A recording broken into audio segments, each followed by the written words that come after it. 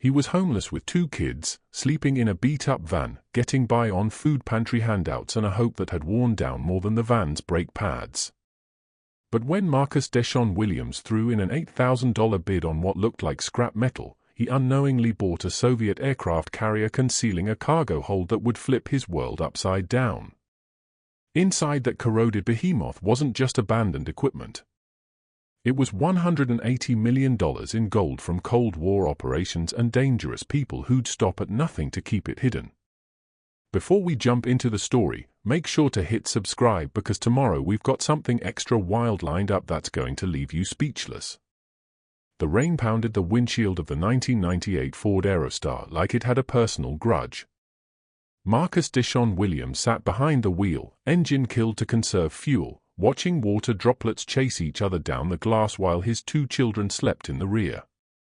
10-year-old Max sprawled protectively near his younger sister, 7-year-old Cherry, both bundled in thrift store blankets that carried the scent of someone else's laundry detergent. The Target parking lot in Silver Point, Washington stretched out ahead of him, a concrete ocean filled with RVs and other vehicles sheltering folks just like him. Folks who'd slipped through society's safety net. He was 34 years old, though his reflection suggested otherwise. His hands bore calluses and scars, the marks of someone who'd mastered metal and flame, who'd constructed things that counted. Those same hands shook faintly as he tallied the cash stashed in the envelope beneath his seat. $3,200. That was the whole pot. Every dollar he'd scraped together from side gigs, from the settlement that barely touched his hospital debt, from pawning everything that wasn't absolutely necessary. Marcus had been a naval welder before, among the finest at the Bremerton Naval Complex. He'd worked on submarines, cruisers, ships that protected the nation. He'd taken pride in that craft, the exactness it demanded, the rigor, the importance. His welding torch had reinforced hulls that kept sailors alive miles beneath the ocean's surface. But that was before the incident. Before the steel beam that demolished his left leg and fractured 3 vertebrae. Before the operation that left him with permanent pain and a medical discharge. Before his wife, overwhelmed by the mounting bills and his reduced capacity to work, had left, stranding him with 2 toddlers and crushing debt. That was 3 years back. 3 years of falling despite every effort. He'd pushed through the pain, grabbing shifts at repair shops, taking welding contracts when he could remain upright long enough. But the pain meds clouded his mind, and the gigs that didn't demand 12-hour standing shifts didn't generate enough to handle rent, groceries, and daycare. He'd lost their apartment 8 months earlier. Since then, the van had become their residence. The kids rarely complained anymore. They'd learned that lesson. Max had quit asking when they'd have a real house again. Cherry had stopped wondering why she couldn't attend her classmate's birthday celebration, couldn't afford the arcade venue, couldn't have fresh sneakers when her toes pushed against the frayed canvas. Marcus's chest tightened with a different sort of ache whenever he watched them adjust to an existence no kid should endure. He cracked open his laptop, propped it against the steering wheel. Battery showed 18%.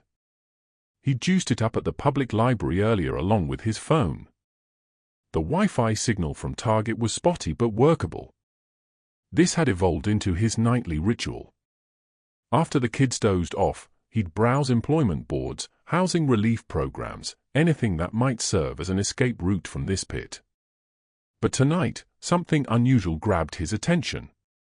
He'd been clicking through a government surplus auction website, eyeing old tools and machinery he might flip for quick cash. Most listings were ordinary, office desks, decommissioned trucks, obsolete electronics. Then he spotted it, buried 3 pages in. Decommissioned vessel. Previous military application. Sold as is. For structural salvage exclusively. No guarantees. Opening bid $8,000. Site, Harborview Shipyard, Harborview, WA. It might as well have been $8 million, yet something compelled him to click the listing anyway. The description was minimal, almost intentionally obscure. Large-scale vessel approximately 900 feet in length acquired through federal seizure. Previous ownership, foreign entity. Suitable for scrap metal recovery or industrial salvage. Buyer responsible for all removal and transport expenses. Only one photograph accompanied the posting, shot from far away, displaying what appeared to be a massive corroded hull resting in a forgotten shipyard. The picture was blurry, almost purposefully useless, but Marcus's experienced eye picked up details others would overlook. The scale was absolutely massive. The design indicated something military, something significant. If it truly measured 900 feet, if even half qualified as salvageable steel, the scrap worth alone could hit hundreds of thousands. His pulse quickened. This was crazy. He didn't have $8,000. He had $3,200. And even if he somehow won the auction, what would he accomplish with a derelict ship? He couldn't exactly haul it to a scrap facility with his van. But his brain was already calculating possibilities. He knew folks in the salvage business, old connections from his Navy years. If this vessel matched what it seemed to be, if he could lock down the rights to it, he could flip those rights to a salvage operation or dismantle it gradually. Military-grade steel held serious value. Components, machinery, even the electrical wiring could fetch decent money. He glanced back at his sleeping children. Max's small hand rested on Cherry's shoulder, guardian even in slumber. They deserved something better than this existence. They deserved a home, consistency, a future where they didn't stress about where their next meal originated or whether Dad's van would turn over come morning. Marcus clicked on the auction specifics. Bidding ended in 72 hours. Current bid, $8,000. Just one bidder at this point. He stared at the display for an extended moment, rain still hammering the roof, his children's gentle breathing the sole other sound in the darkened van. Then he did something that would transform everything. He grabbed his phone and dialed the only person he knew who might extend a hand. "Tommy," he said when the man picked up, voice thick with sleep. "It's Marcus." "Yeah, I know it's late. Need to run something by you." Tommy Chen had been his foreman at Bremerton back when he still had a profession, back when his world functioned normally. He'd been the one to check on him at the hospital following the incident. The one who'd guided him through the disability documentation. The one who'd slipped him money occasionally when circumstances got truly desperate, always acting like Marcus had earned it through some consultation gig. He was solid people, one of the rare ones who hadn't vanished when everything collapsed. Marcus, his worry was instant. "You straight?" "The kid's all right." "We're good," he said, though they both understood that was debatable. "Listen, I need to borrow $5,000. Silence stretched between them. Then cautiously, "That serious cash, Marcus." "What's happening?" He explained about the auction, about the ship, about his estimates of its potential salvage worth. He could sense the doubt in Tommy's quiet. "It could be nothing," Marcus acknowledged. "Could be a corroded wreck that costs more to haul away than it's worth. But Tommy, if it's legitimate, if it's even half what I'm calculating, this could be the opening I need. This could get my kids out of this van." Another extended pause. Then, "When you need it?" "Tomorrow. Auction wraps in 3 days, but I gotta see it first. Gotta drive up there, check it out. If it's garbage, I won't throw my hat in. But if there's a shot..." "I'll wire it tonight," Tommy said. "But Marcus, swear to me you'll be smart about this. Do your homework on this thing. Don't gamble everything on a maybe." "I swear," he whispered. "Appreciate you, Tommy. I'll get you back." "I know you will," he said. "You always have." The following morning, Marcus collected Tommy's loan from an ATM, his hands unsteady as he witnessed the bill slide out. $5,000 combined with his $3,200 totaled $8,200. Just barely enough to match the opening bid if nobody else entered. Just barely enough to potentially, maybe shift everything. He loaded the kids into the van, told them they were embarking on an adventure up the coastline.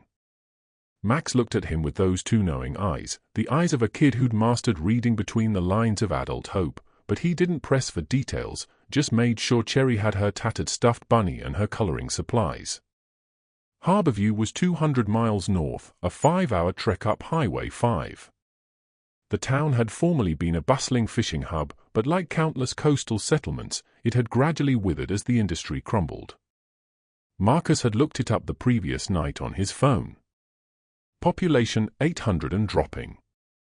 Primary employer, a lumber operation that had shuttered in 2008. The shipyard had sat vacant for over a decade. As they drove, Marcus tried tempering his expectations. This was probably zilch. Probably a fool's errand that would burn gas money he couldn't spare to burn. But something deep in his core, that same intuition that had made him an exceptional welder, that had trained him to spot structural flaws before they turned catastrophic, urged him forward. They rolled into Harborview just past 2 o'clock in the afternoon. The town resembled a photograph from better days, all peeling paint and shuttered storefronts. The shipyard sat at the far edge of the bay, behind a corroded chain-link fence crowned with old barbed wire. A weathered sign declared Harborview Naval Storage Depot. Authorized access only. But the gate hung crooked, one hinge busted, swinging faintly in the ocean wind. Marcus eased the van up to the fence and froze, his breath stopping in his chest. The vessel occupied a massive dry dock, propped by concrete columns and steel frameworks that appeared untouched for years. But the ship itself, despite rust and weathering, was unmistakable. It wasn't merely large, it was titanic. The flight deck extended like multiple football fields. The island superstructure jutted up like a multi-story complex. And along the hull, worn but still legible, were Cyrillic characters. "Dad," Max whispered from the rear seat. "What is that thing?" Marcus's throat had gone bone dry. "That right there is an aircraft carrier." Not just any aircraft carrier, a Soviet aircraft carrier. He'd viewed enough in intelligence reports during his Navy service to identify the construction, the angled deck, the ski jump bow, the unmistakable profile. This was a Kiev class or potentially a newer variant, one of the enormous carriers the Soviet Union had constructed during the Cold War. How in the world had it wound up in a forgotten shipyard in Washington? He climbed out of the van slowly, legs unsteady. The kids emerged behind him, Cherry clutching her bunny firmly. They walked through the hanging gate, and with every pace, the authentic magnitude of the vessel grew clearer. It measured at least 800 feet in length, possibly longer. The hull towered 5 stories above them, streaked with oxidation, but fundamentally sound. This wasn't a wreck destined for demolition. This was a ship that had been preserved, however imperfectly, for years. Marcus walked alongside the dry dock, his expert eye recording everything. The hull plating displayed corrosion but no critical ruptures. The propeller shafts remained positioned. As they circled the bow, he spotted a gangway ascending to a deck entry point, its railing secure. "Stay close," he instructed the kids. His heart hammered. This was insane. This was trespassing on technically federal grounds until the auction concluded. But he needed to investigate further. Needed to comprehend what he was examining. The gangway groaned under their weight but supported them. Marcus evaluated each step deliberately, his welder's understanding of metal stress directing his movements. At the summit, a hatch stood partly ajar. He yanked out his phone, activated the flashlight, and stepped through. The interior was shadowy, reeking of brine and rust and aged metal. But as his light scanned across the area, he witnessed something that stopped him cold. The passageway was unobstructed, not just navigable, but pristine. No wreckage, no crumbled sections, no evidence of flooding or significant decay. Someone had serviced this ship, at least somewhat, more recently than the derelict exterior implied. "Max," "Cherry, take my hands," he said softly. "We're gonna look around a bit, but you stick right beside me. Got it?" They nodded, detecting his intensity. They ventured deeper into the ship, Marcus's light exposing corridor after corridor of strangely intact spaces. They passed through what had obviously been sleeping quarters, the bunks still mounted to the walls. They discovered a kitchen with industrial cooking gear still positioned. A medical station with exam tables and storage units. And everywhere that same peculiar preservation, rust, certainly, and deterioration, but not the complete abandonment he'd anticipated. Hatches that should have been frozen solid opened with force. Electrical channels still traced along the ceilings, their insulation cracked but intact. This ship hadn't been totally stripped before being deserted. As they moved deeper into the vessel, Marcus's thoughts spun with scenarios. If even a portion of the equipment proved salvageable, if the steel held decent integrity, this exceeded $8,000 by magnitudes. This potentially represented millions in scrap and salvage independently. They reached what looked like a primary passageway spanning the ship's length. Marcus's light captured something that made him freeze. Fresh traces on the floor, scuff marks through the dust. And then he spotted it. A boot print, recent, possibly days old, definitely not years. Someone else had visited here lately. Someone who understood this ship.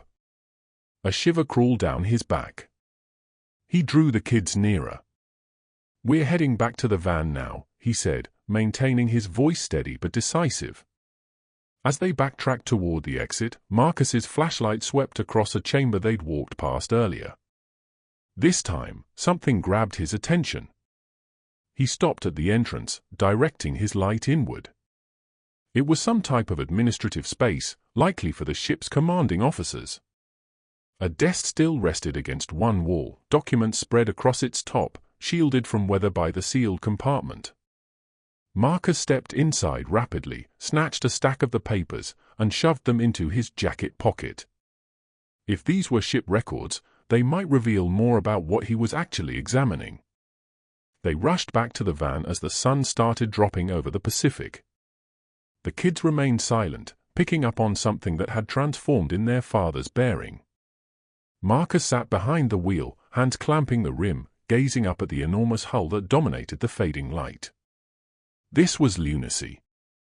He was a homeless single father existing in a van. And he was genuinely contemplating bidding on a Soviet aircraft carrier. If he was mistaken, if this proved worthless, he'd forfeit everything. Tommy's loan, his reserves, his final opportunity to fight back to stability. But if he was correct? That night they crashed in the van in the shipyard lot.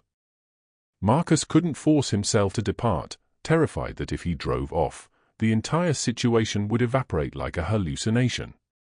After the kids drifted off, he extracted the papers he'd grabbed from the ship and studied them by flashlight. Most were in Russian, which he couldn't decipher. But several documents appeared in English, what resembled transfer forms and inspection summaries from the late 1990s. He assembled fragments of the narrative. The ship had been acquired by a private salvage operation after the Soviet Union disintegrated. There had been schemes to transform it into a floating casino or resort. The company had declared bankruptcy. The ship had been confiscated by the U.S. government for unpaid mooring charges and environmental infractions. And then apparently it had been abandoned, left to corrode in this deserted shipyard for over 20 years while bureaucratic machinery churned sluggishly, while ownership got contested, while it slipped through the gaps of multiple federal departments, until someone eventually elected to just auction it and finish the matter. Marcus leaned back, his brain spinning. This ship had been a piece in the Cold War. It had likely launched aircraft from its deck, had symbolized Soviet military dominance. And now it occupied a forgotten Washington shipyard, ready to be sold for scrap to whoever possessed $8,000 and an insane vision. He grabbed his phone, accessed the auction platform, and entered his bid.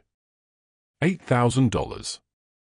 Maximum bid $8,200. Every cent he had in existence. The confirmation display loaded. Congratulations! You are currently the leading bidder.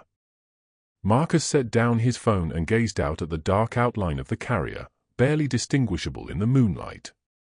Tomorrow he'd discover if anyone else wanted it.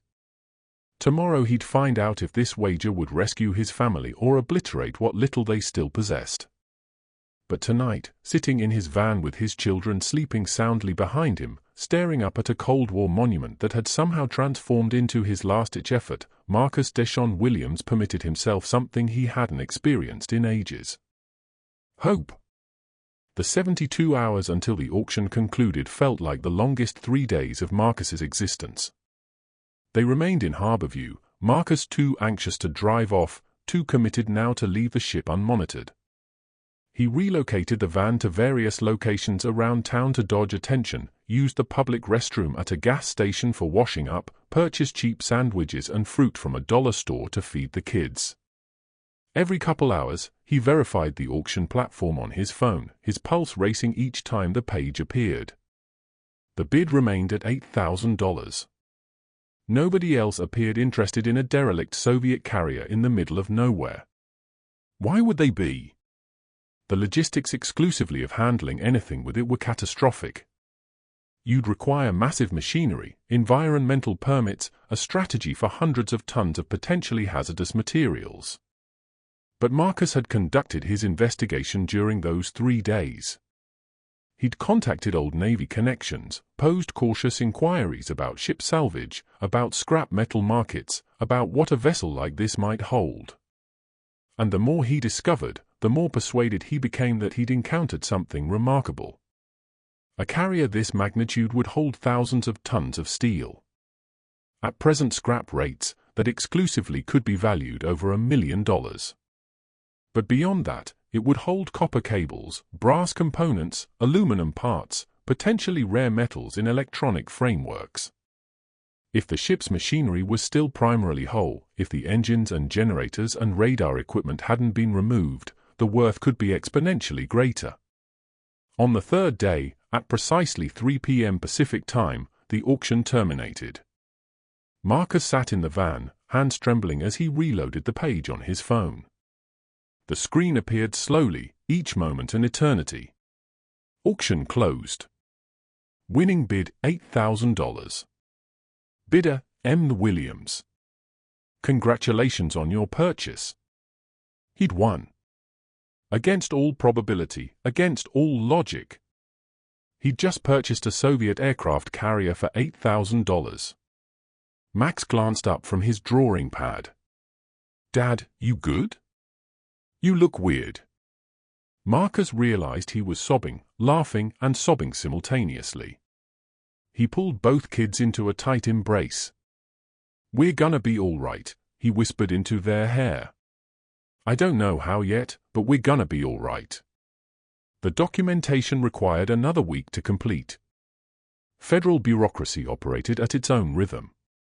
But eventually, Marcus obtained the paperwork, a bill of sale, a title transfer, environmental disclosure documents, and a set of entry codes for the shipyard entrance. The vessel was legally his, along with all the obligations and challenges that accompanied it. He also obtained a key, a single heavy brass key on a chain marked simply primary access. That first night as the legal proprietor, after the kids had dozed off, Marcus returned to the ship solo. He had a genuine flashlight now, purchased with the final $20 in his pocket.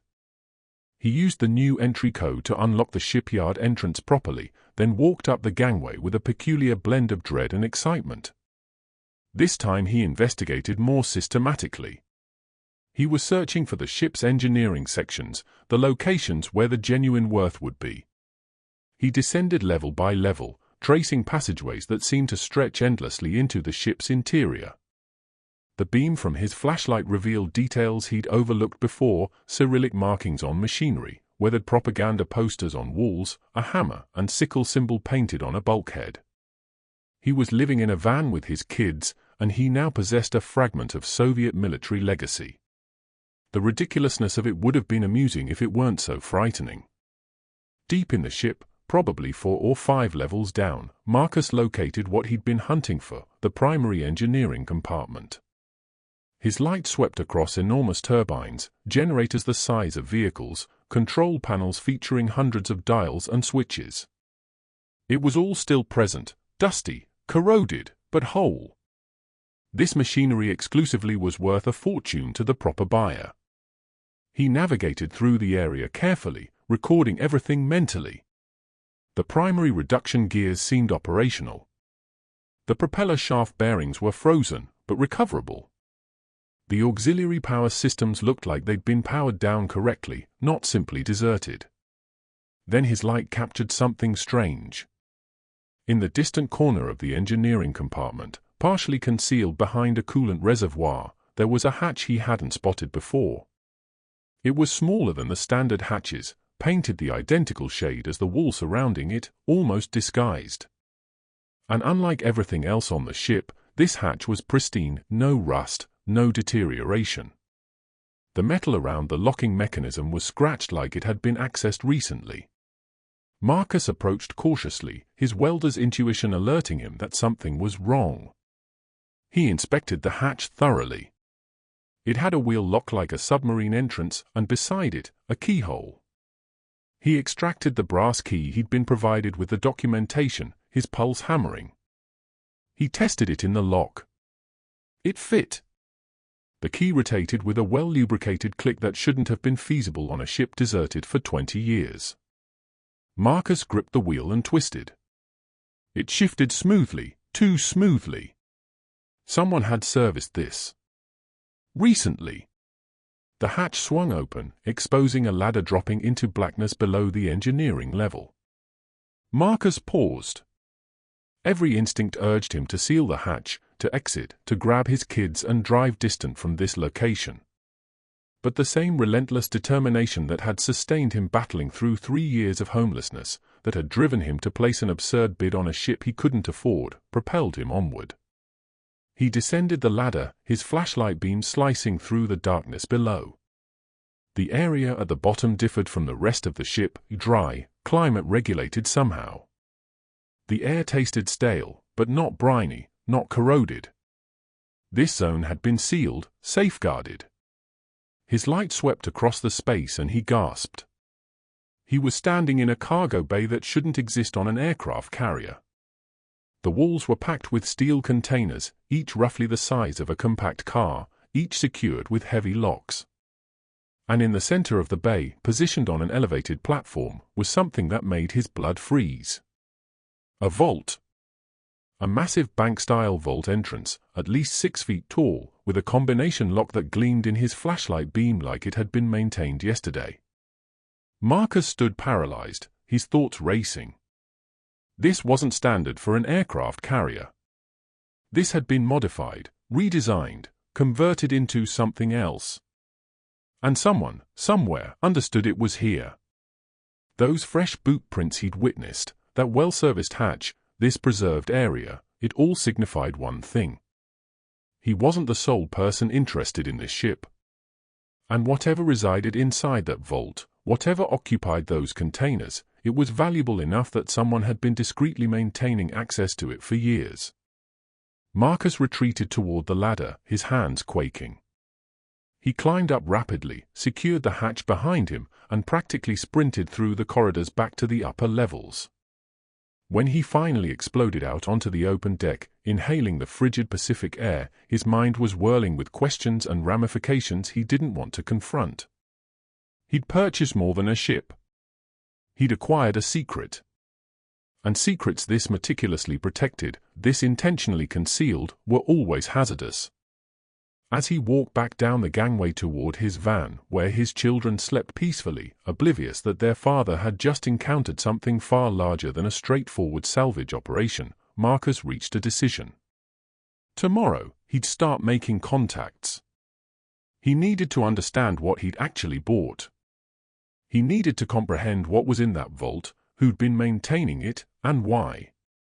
But tonight he sat behind the wheel of his van, staring up at the dark outline of the Soviet carrier, and questioned if his desperate wager to rescue his family had just made him the proprietor of something worth murdering for. The frigid wind off the Pacific shook the van, and somewhere in the shipyard, metal groaned against metal, the sound of a giant gradually surrendering to time and tide. Marcus didn't sleep that night. He just monitored the ship, waiting for sunrise, understanding that when the sun appeared, everything would transform. The morning sun cracked over Harborview like a promise, coating the corroded hull of the Soviet carrier in shades of amber and bronze. Marcus sat behind the wheel of his van, eyes burning from sleeplessness, a cup of gas station coffee growing cold in his grip. He'd spent the night grappling with what he'd discovered. That concealed vault, those secured containers, the too clean maintenance of a space that should have been abandoned decades earlier. Every instinct screamed danger, but every logical thought countered with the identical truth: he was already committed. He'd invested every dollar he possessed. There was no retreating now. Max stirred in the rear seat, rubbing his eyes. "Dad, are we going on the big ship today?" Marcus turned, managed a grin. "Yeah, buddy. We're gonna explore it right, like real adventurers." Cherry woke up at the mention of adventure, gripping her stuffed bunny. "Can we see where the planes landed?" "We'll see everything," Marcus promised. Though his stomach twisted with worry, he couldn't abandon them alone, not in an unfamiliar town, not while he investigated what he'd uncovered. So they'd explore together, cautiously, and he'd figure out his next step. They ate breakfast in the van, stale cereal with milk from a gas station cooler, then walked through the shipyard entrance as the sun climbed higher. In daylight, the carrier looked even more colossal, a steel mountain rising from the concrete dry dock. Marcus had brought his old Navy duffel bag loaded with tools he'd preserved from his welding days, a hand-held torch, pry bars, work gloves, a proper respirator. If he was going to evaluate this ship's genuine worth, he needed to do it correctly. They climbed the gangway together, the kids more confident now in daylight. Marcus led them through the upper levels, pointing out features he recognized from his Navy service. "See that? That's the flight deck where jets would launch and land. And that tower there, that's called the island. That's where the captain would run the ship." Max studied everything with intense focus. "Were you on ships like this, Dad?" "Smaller ones," Marcus said. "But yeah, I worked on Navy ships. Made them strong and safe." They spent the morning investigating the upper sections. Marcus captured photographs with his phone, recording everything. The hangar deck below the flight deck was massive, easily capable of housing 20 or 30 aircraft. Most of the equipment had been stripped, but the fundamental structure was solid. The metal displayed surface rust, but no critical corrosion. Someone had clearly drained the ship's systems correctly before abandonment, preventing the catastrophic flooding that typically destroyed derelict vessels. Around 11, they heard a vehicle approaching. Marcus's head jerked up at the sound of tires on gravel. He quickly guided the kids back into the interior shadows, watching through a porthole. A Harborview Sheriff's Department cruiser stopped at the shipyard entrance. A deputy climbed out, heavyset, mid-50s, hand positioned on his belt as he surveyed the area. Marcus's pulse accelerated. He was the legal proprietor now, had the documentation to verify it. But somehow he doubted this deputy had arrived to welcome him to town. He walked down the gangway, leaving the kids inside with firm instructions to stay hidden. The deputy observed his approach, his expression blending curiosity and distrust. "Help you, officer?" Marcus called out. "You the one who bought this thing?" He motioned at the carrier. "Yes, sir." "Marcus Williams. I have the documentation if you need to see it." He shook his head slowly. "Don't matter much. I got a call from the mayor this morning. Town's worried about having somebody poking around here. It's hazardous, unstable. You got kids with you." Marcus's jaw clenched. "My children are with me, yes. And I'm being cautious. I'm former Navy. I know my way around ships." "That may be," the deputy said, his tone not hostile but resolute. "But the town's got liability worries. You get injured out here, that's on us. Plus, there's environmental complications. That ship's probably loaded with asbestos, lead paint, who knows what else." "I'm aware of the hazards," Marcus said steadily. "And I've signed all the federal disclosure documents acknowledging them. This is my property now, legally acquired." The deputy sighed, clearly uncomfortable. "Look, sir. I'm just passing along the message. Mayor Hendricks wants you out. Says this vessel has been sitting here long enough, and he doesn't need some outsider stirring up trouble." His words, not mine. Trouble? Marcus felt his temper ignite.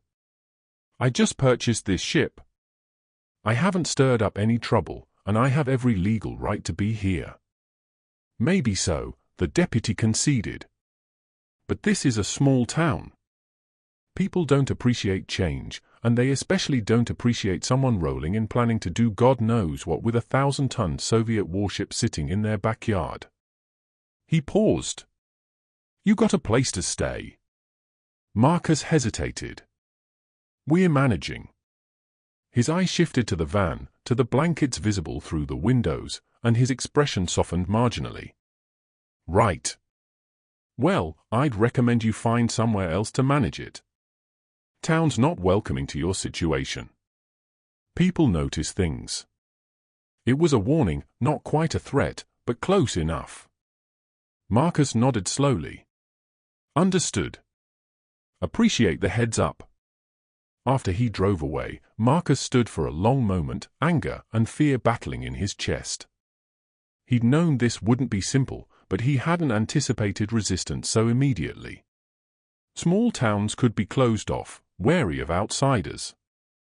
And a homeless man with kids trying to claim a massive Soviet ship, he probably looked like complications, like someone who'd bring federal scrutiny, environmental inspections, problems to a town that just wanted to be left alone, to fade quietly.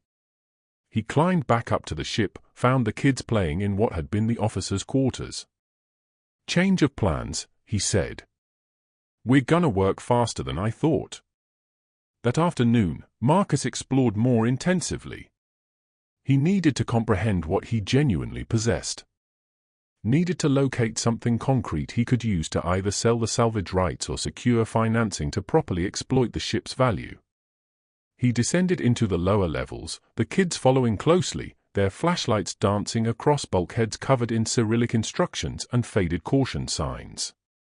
They passed through crew sleeping areas, mess halls, medical facilities. Everything was remarkably intact. Marcus had worked on decommissioned ships before, and they were typically gutted shells, stripped of anything valuable. But this carrier still had equipment, still had infrastructure. It was like a time capsule from 1991, the year the Soviet Union disintegrated. It was Cherry who found the anomaly. She'd wandered into a side corridor while Marcus was photographing electrical panels. "Daddy! Max! Look at this!" They rushed over. Cherry stood in front of what appeared to be a solid wall, but at the bottom, barely visible, was a gap. Air moved through it, cold and dry, carrying a faint mechanical hum.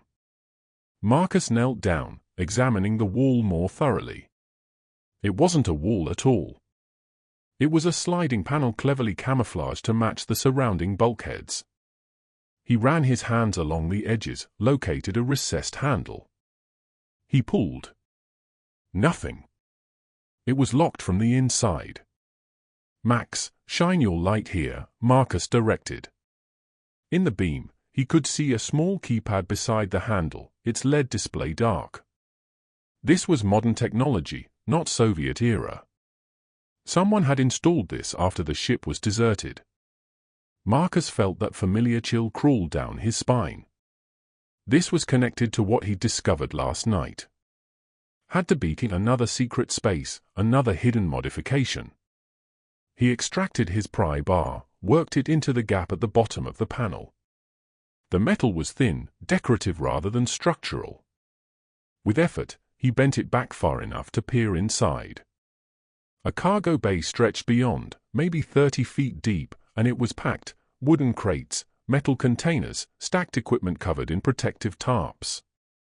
This definitely wasn't original to the ship's design. "Kids, step back," Marcus instructed. He positioned the pry bar more securely, braced his foot against the wall and pulled with all his strength. The panel groaned, the lock mechanism straining. Pain shot through his injured back, but he gritted his teeth and pulled harder. Something snapped. The panel slid open a foot, then two, enough for them to squeeze through. The air inside was different, climate-controlled somehow. Marcus swept his flashlight across the space, his pulse accelerating. The crates bore Russian writing but also English labels: property of USSR, Ministry of Defense. Restricted materials. Authorized personnel only. Cherry moved toward one of the smaller crates, curiosity overcoming caution. "Daddy, what's in them?" "Don't touch anything," Marcus said sharply, then softened his tone. "We don't know yet, sweetheart. Could be dangerous." He approached the nearest crate carefully, examined its construction: standard military shipping container, probably from the late 80s or early 90s. The wood was still solid, protected from moisture. He used his pry bar to carefully lever up the lid. The nails shrieked as they pulled free. Inside, wrapped in oiled paper, were documents, hundreds of them.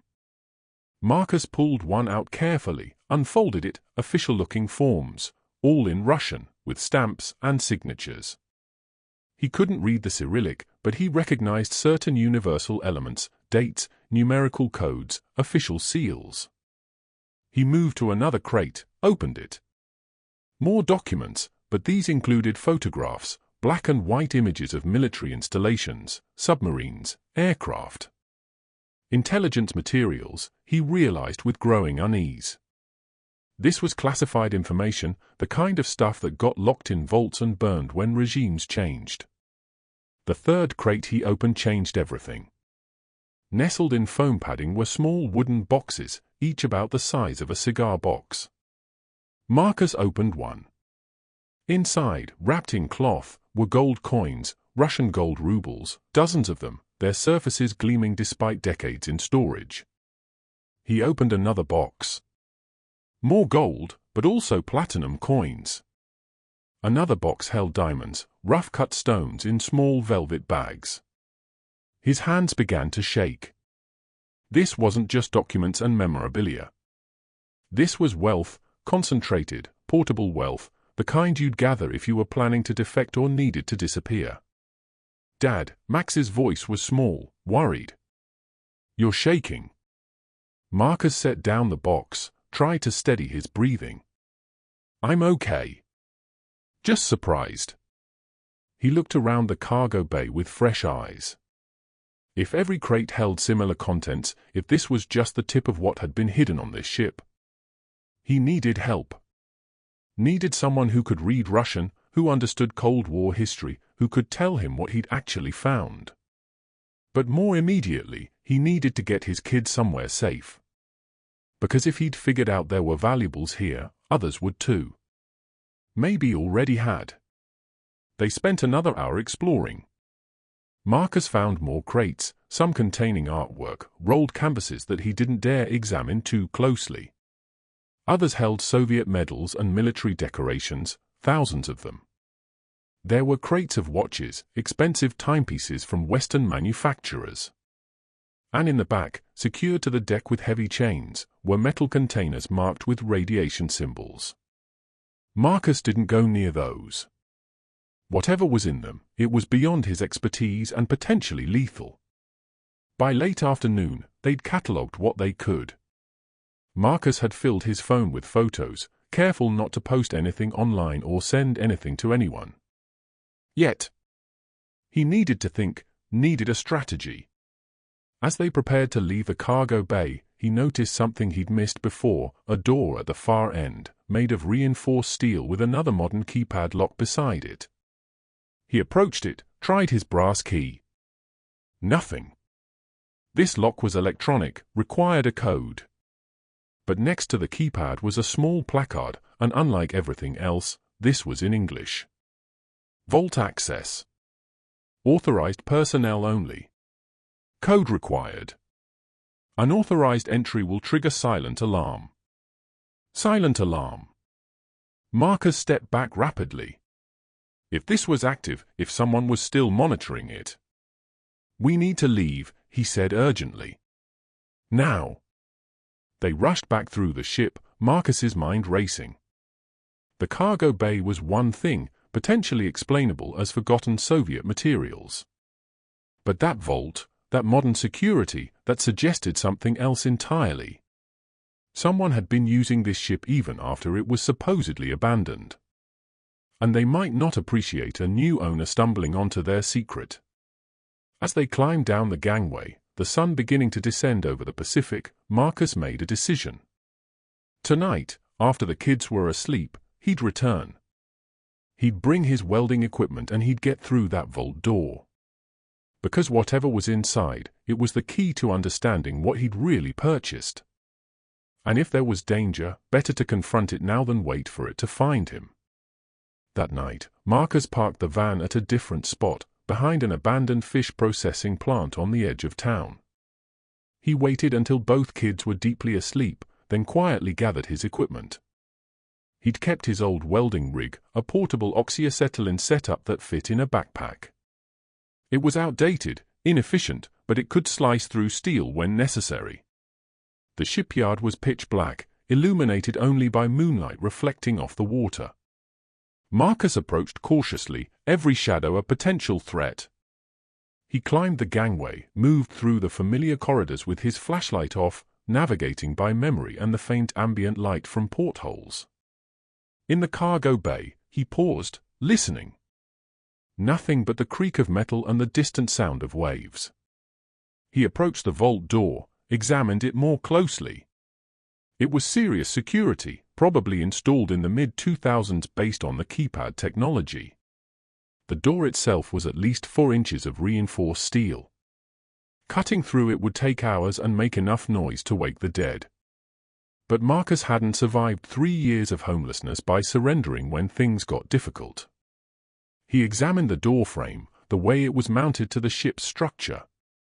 There a weakness. The frame was bolted to a bulkhead that, while strong, was standard ship construction.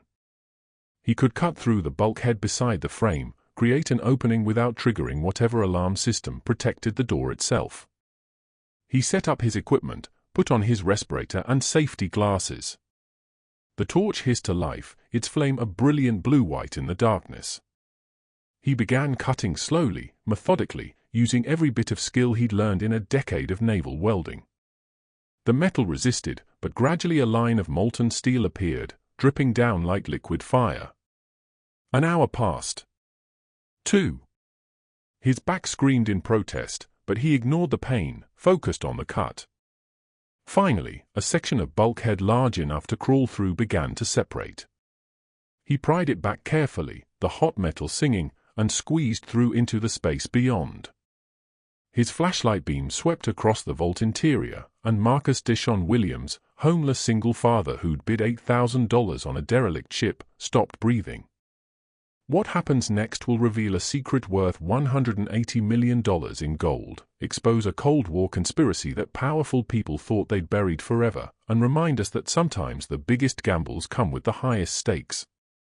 Stay tuned to see what happens next. If you're enjoying the story, please like, share, and subscribe for more. The vault wasn't large, maybe 10 feet by 12, but every surface was lined with metal shelving, and on those shelves, organized with military precision, was wealth beyond Marcus's comprehension. He stepped inside slowly, his legs weak, his mind struggling to process what his eyes were seeing. The first shelf held bearer bonds. He'd learned about these in a Navy finance briefing once, untraceable financial instruments as good as cash to anyone who possessed them. These were old, dating from the 1980s and 90s, issued by various governments and corporations. He pulled one out carefully, examined it in his flashlight beam. Deutsche Bank. Face value, 1 million Deutschmarks. There were dozens of them, maybe hundreds, stacked in neat rows. The second shelf held precious metals, not coins this time, but bars. Gold bars stamped with Soviet state seals, platinum ingots marked with Swiss refinery stamps, silver bars, their surfaces tarnished but their value unmistakable. Marcus's hands trembled as he calculated rough weights and values. Each gold bar was probably worth $60,000 to $70,000, and there were at least 30 of them. The third shelf held something that made his stomach drop, small metal cases, each labeled in Russian and English. He opened one carefully. Inside, nestled in foam, were computer drives, old-style hard drives from the 90s, but also newer USB drives and what looked like encrypted solid-state storage. Whatever data was on these drives, someone had considered it valuable enough to store alongside millions in bearer bonds and precious metals. But it was the fourth shelf that truly terrified him, documents in waterproof sleeves. And even with his limited Russian, he could read enough to understand their significance. Classified. Eyes only. Ministry of State Security. These were KGB files, or possibly GRU Soviet military intelligence. And mixed in were American documents, CIA letterhead, FBI case files. This was intelligence from both sides of the Cold War, somehow gathered in one place. Marcus backed away from the shelves, his mind reeling. This wasn't just hidden wealth. This was leverage. This was the kind of information that could destroy careers, topple governments, expose operations that were supposed to stay buried forever. And it had been sitting here in a forgotten aircraft carrier in Washington for over 20 years.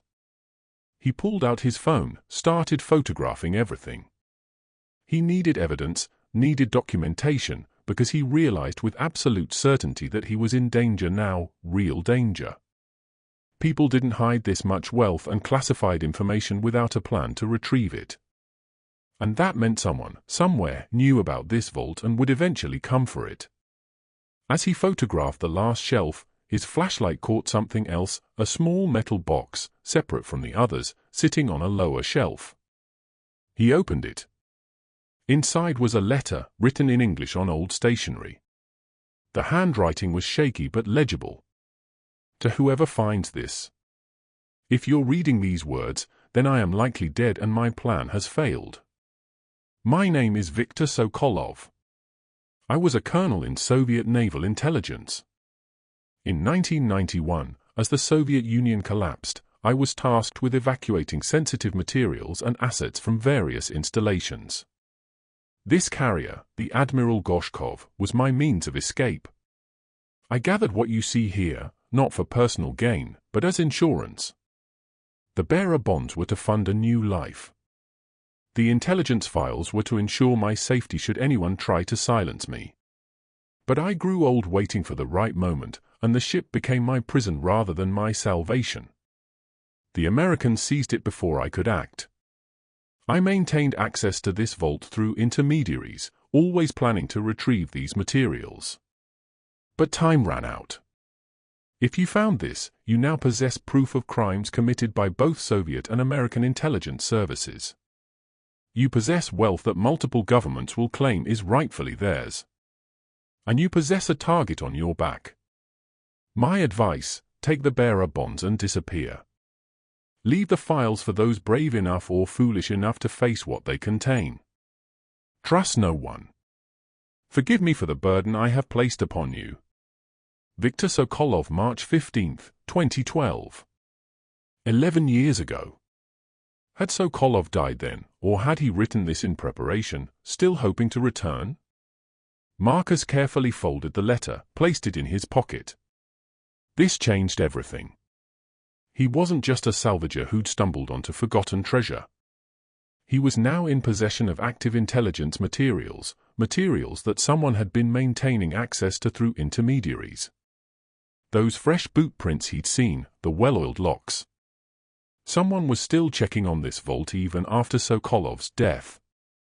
And when they discovered a new owner had taken possession of the ship, they'd come investigating.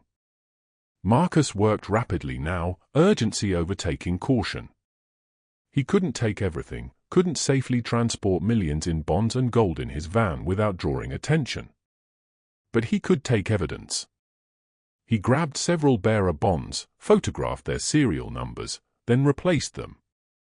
He took photos of the intelligence files without removing them. He carefully removed 2 of the smaller gold bars, wrapping them in cloth and placing them in his backpack. Evidence, proof, leverage of his own. As he prepared to leave, a sound froze him in place. Voices outside the ship. Male voices speaking in low, urgent tones. He killed his flashlight immediately, plunging the vault into darkness. His heart hammered against his ribs. The voices grew closer, echoing through the ship's corridors. They were inside, moving with purpose, like they knew exactly where they were going.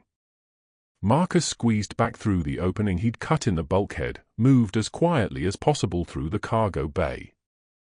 The voices were louder now, and he could make out words, English, but with accents.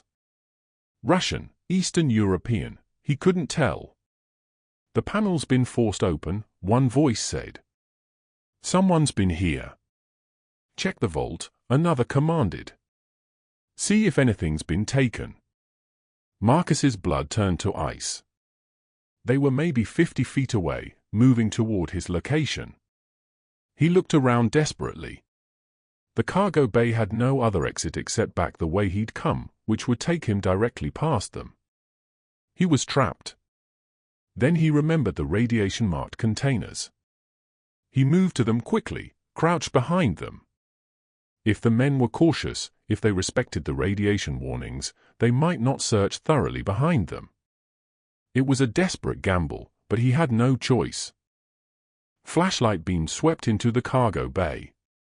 Marcus pressed himself flat against the deck behind the containers, barely breathing. He could hear them moving through the space, opening crates, examining what he'd disturbed. Blyat, one swore in Russian. Someone's been through everything. The vault. A pause, then, doors intact. But look, someone cut through the bulkhead. Professional work. More swearing. Then a third voice, this one with authority. Whoever it was, they know now. We need to move the materials tonight. Call Dmitri. Tell him the timeline just accelerated. What about the new owner? The man who bought the ship? Find him. Bring him to me. If he's seen the vault, he's a liability. We'll determine how much of one. Marcus's breath caught. They knew about him. Of course they did. The auction was public record. His name was on the documents. And now they were hunting him. Hunting him while his children slept in a van less than a mile away. The men moved through the cargo bay for another 10 minutes that felt like hours. Finally, their footsteps receded, voices fading as they moved back toward the ship's exit.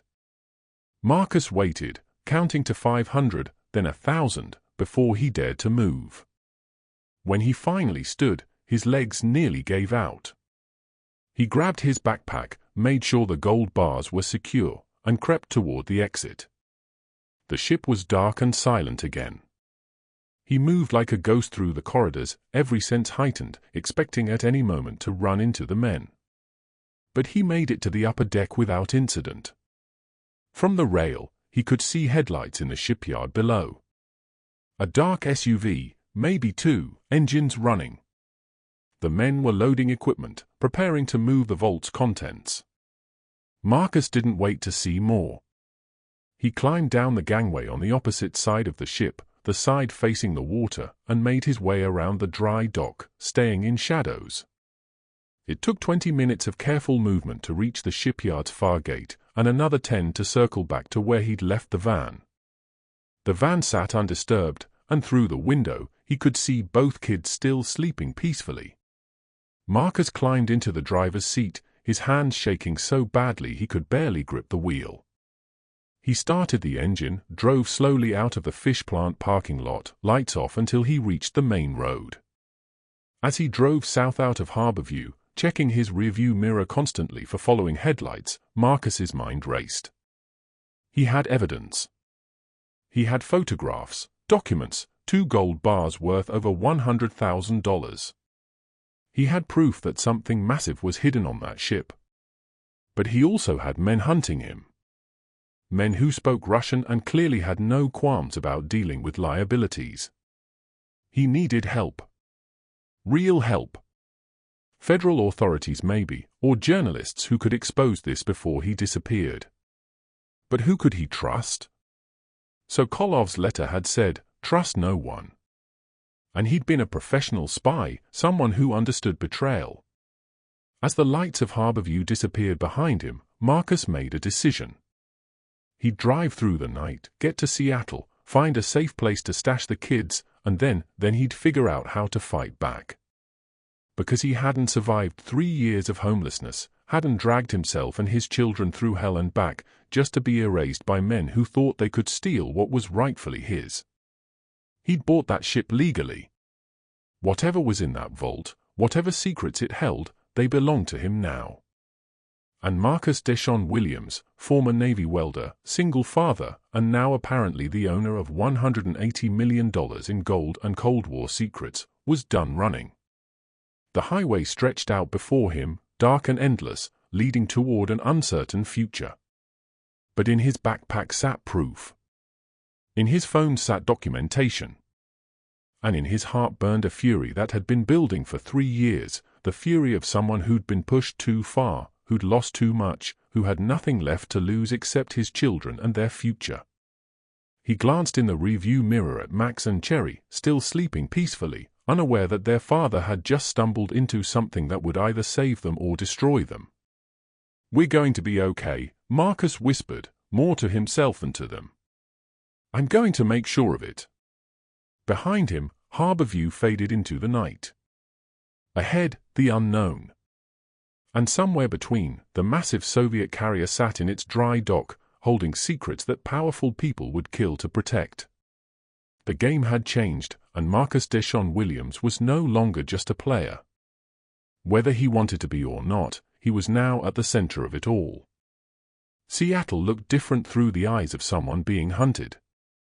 Marcus drove through the city in the pre-dawn darkness, checking his mirrors every few seconds, his children still asleep in the back. He had $140 in cash, 2 gold bars worth over $100,000 that he couldn't safely sell, and a phone full of photographs that could either save his life or end it. He pulled into a 24-hour diner on the east side, parked where he could see the van from inside, and carried his sleeping kids in one at a time, settling them into a corner booth. The waitress, a tired woman with kind eyes, brought crayons and coloring books without being asked. Marcus ordered coffee and pancakes he couldn't afford and tried to think. First priority, understand what he'd found. He opened his laptop, connected to the diner's Wi-Fi, and began searching. Soviet aircraft carrier Admiral Gorshkov brought up dozens of results. He read quickly, piecing together the history.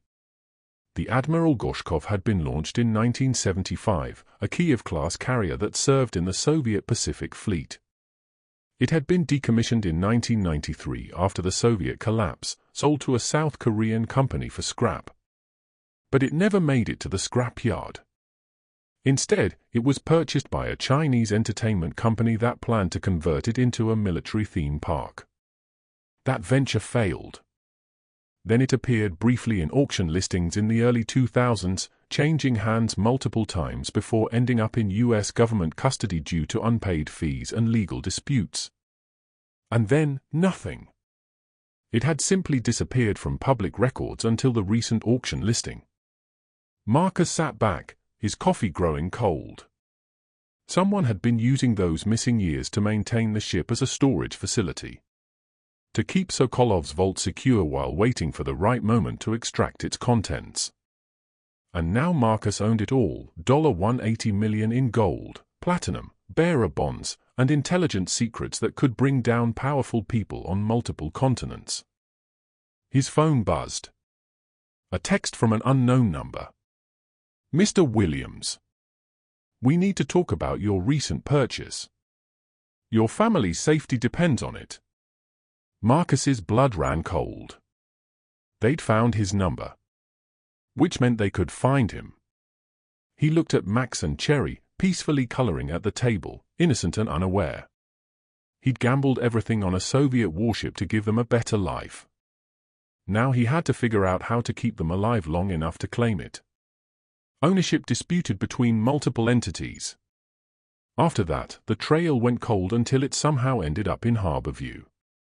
Somewhere in that murky chain of ownership, someone had used the carrier for something else entirely. Someone had hidden a fortune in its hull. And based on Sokolov's letter, that someone had been a Soviet intelligence officer planning his defection. Marcus searched for Viktor Sokolov, Soviet naval intelligence, but found nothing. Either the name was fake or his existence had been scrubbed from public records. He tried searching for defections in the early 90s, for missing Soviet intelligence officers, for Cold War assets that disappeared during the collapse. The information was fragmented, contradictory, but a pattern emerged.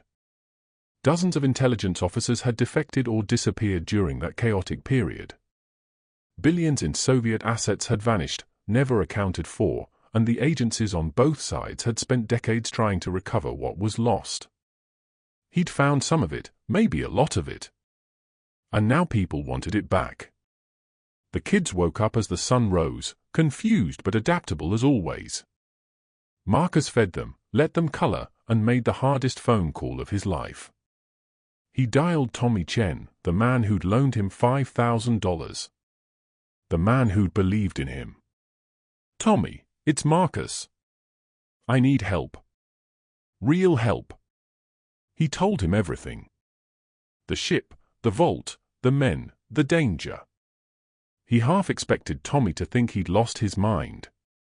Instead, he was silent for a long moment, then said, "Stay where you are. I'm calling someone, a friend from my Navy days, retired captain named Robert Briggs. If anyone can help you navigate this, it's him." 6 hours later, Marcus sat across from Captain Robert Briggs in a Seattle hotel room Tommy had paid for. Briggs was in his mid-60s, grey hair cut military short, eyes that missed nothing. He'd brought a younger woman with him, introduced as his colleague, Jennifer, a maritime attorney. Marcus laid out everything.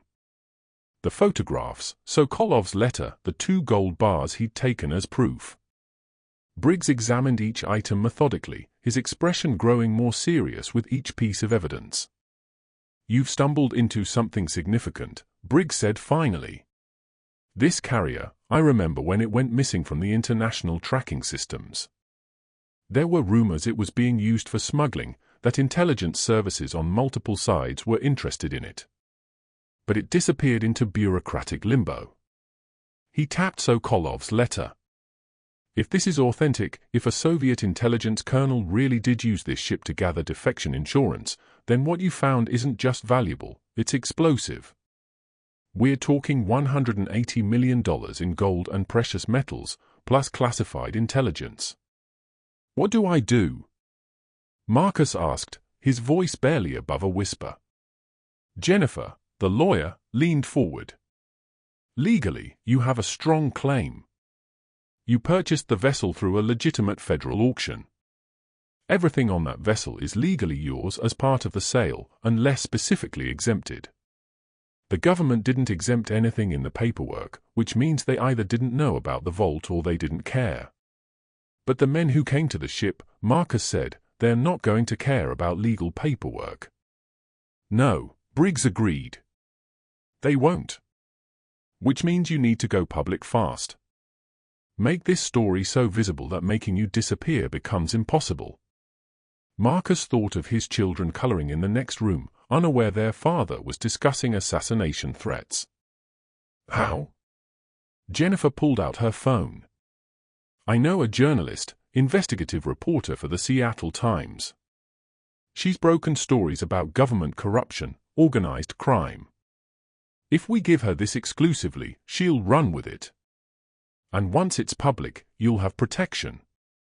Or I'll have even more people coming after me," Marcus said. "Maybe," Briggs acknowledged. But right now, you're a secret someone wants to keep quiet. Once you're public, you become a problem that requires different solutions. Legal ones, political ones. The kind that take time and give you room to maneuver. Marcus looked at the evidence spread across the hotel bed, photographs of gold bars stamped with Soviet seals, bearer bonds worth millions, classified documents that could topple governments. He thought about his children sleeping safely in the next room, about the 3 years they'd spent homeless, about the desperate $8,000 gamble that had led them here. He'd bought a Soviet aircraft carrier hoping to salvage enough scrap metal to get his family off the streets. Instead, he discovered $180 million in gold and secrets that powerful people would kill to protect. Now he had to decide whether to fight for what was legally his or disappear with whatever he could carry. But Marcus Deshawn Williams hadn't survived 3 years of homelessness by backing down when things got hard. He'd fought for every meal, every safe parking spot, every moment of dignity for his children. And he wasn't about to let some Cold War ghost steal their future. Set up the meeting with the journalist, he said firmly. Let's go public. Captain Briggs nodded with approval. Good. Once this story breaks, those men won't be able to touch you without drawing massive attention. The $180 million in gold becomes a legal matter, not a criminal one. What about the intelligence files? Marcus asked.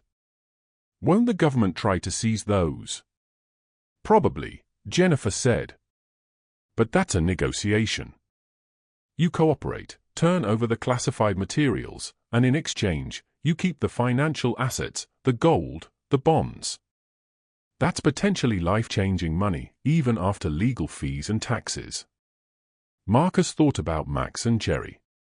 About giving them a real home, college funds, a future where they never had to worry about sleeping in a van again. About proving that sometimes the biggest gambles paid off in ways you never imagined. The story of how a homeless single father's $8,000 bid on a derelict Soviet carrier led to the discovery of $180 million in gold was about to become national news. And Marcus Deshawn Williams was ready to fight for every cent of it. He thought about running, about taking the gold bars and disappearing. But where would he go? He had no money for new identities, no connections in the criminal underworld. And more than that, he was tired of running.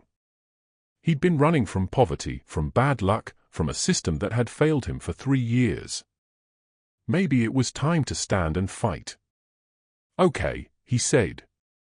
Let's go public. The story hit the Seattle Times website 36 hours later. Homeless father discovers $180 million in gold and Cold War fortune in Soviet carrier. The headline was sensational, but the article itself was meticulously researched.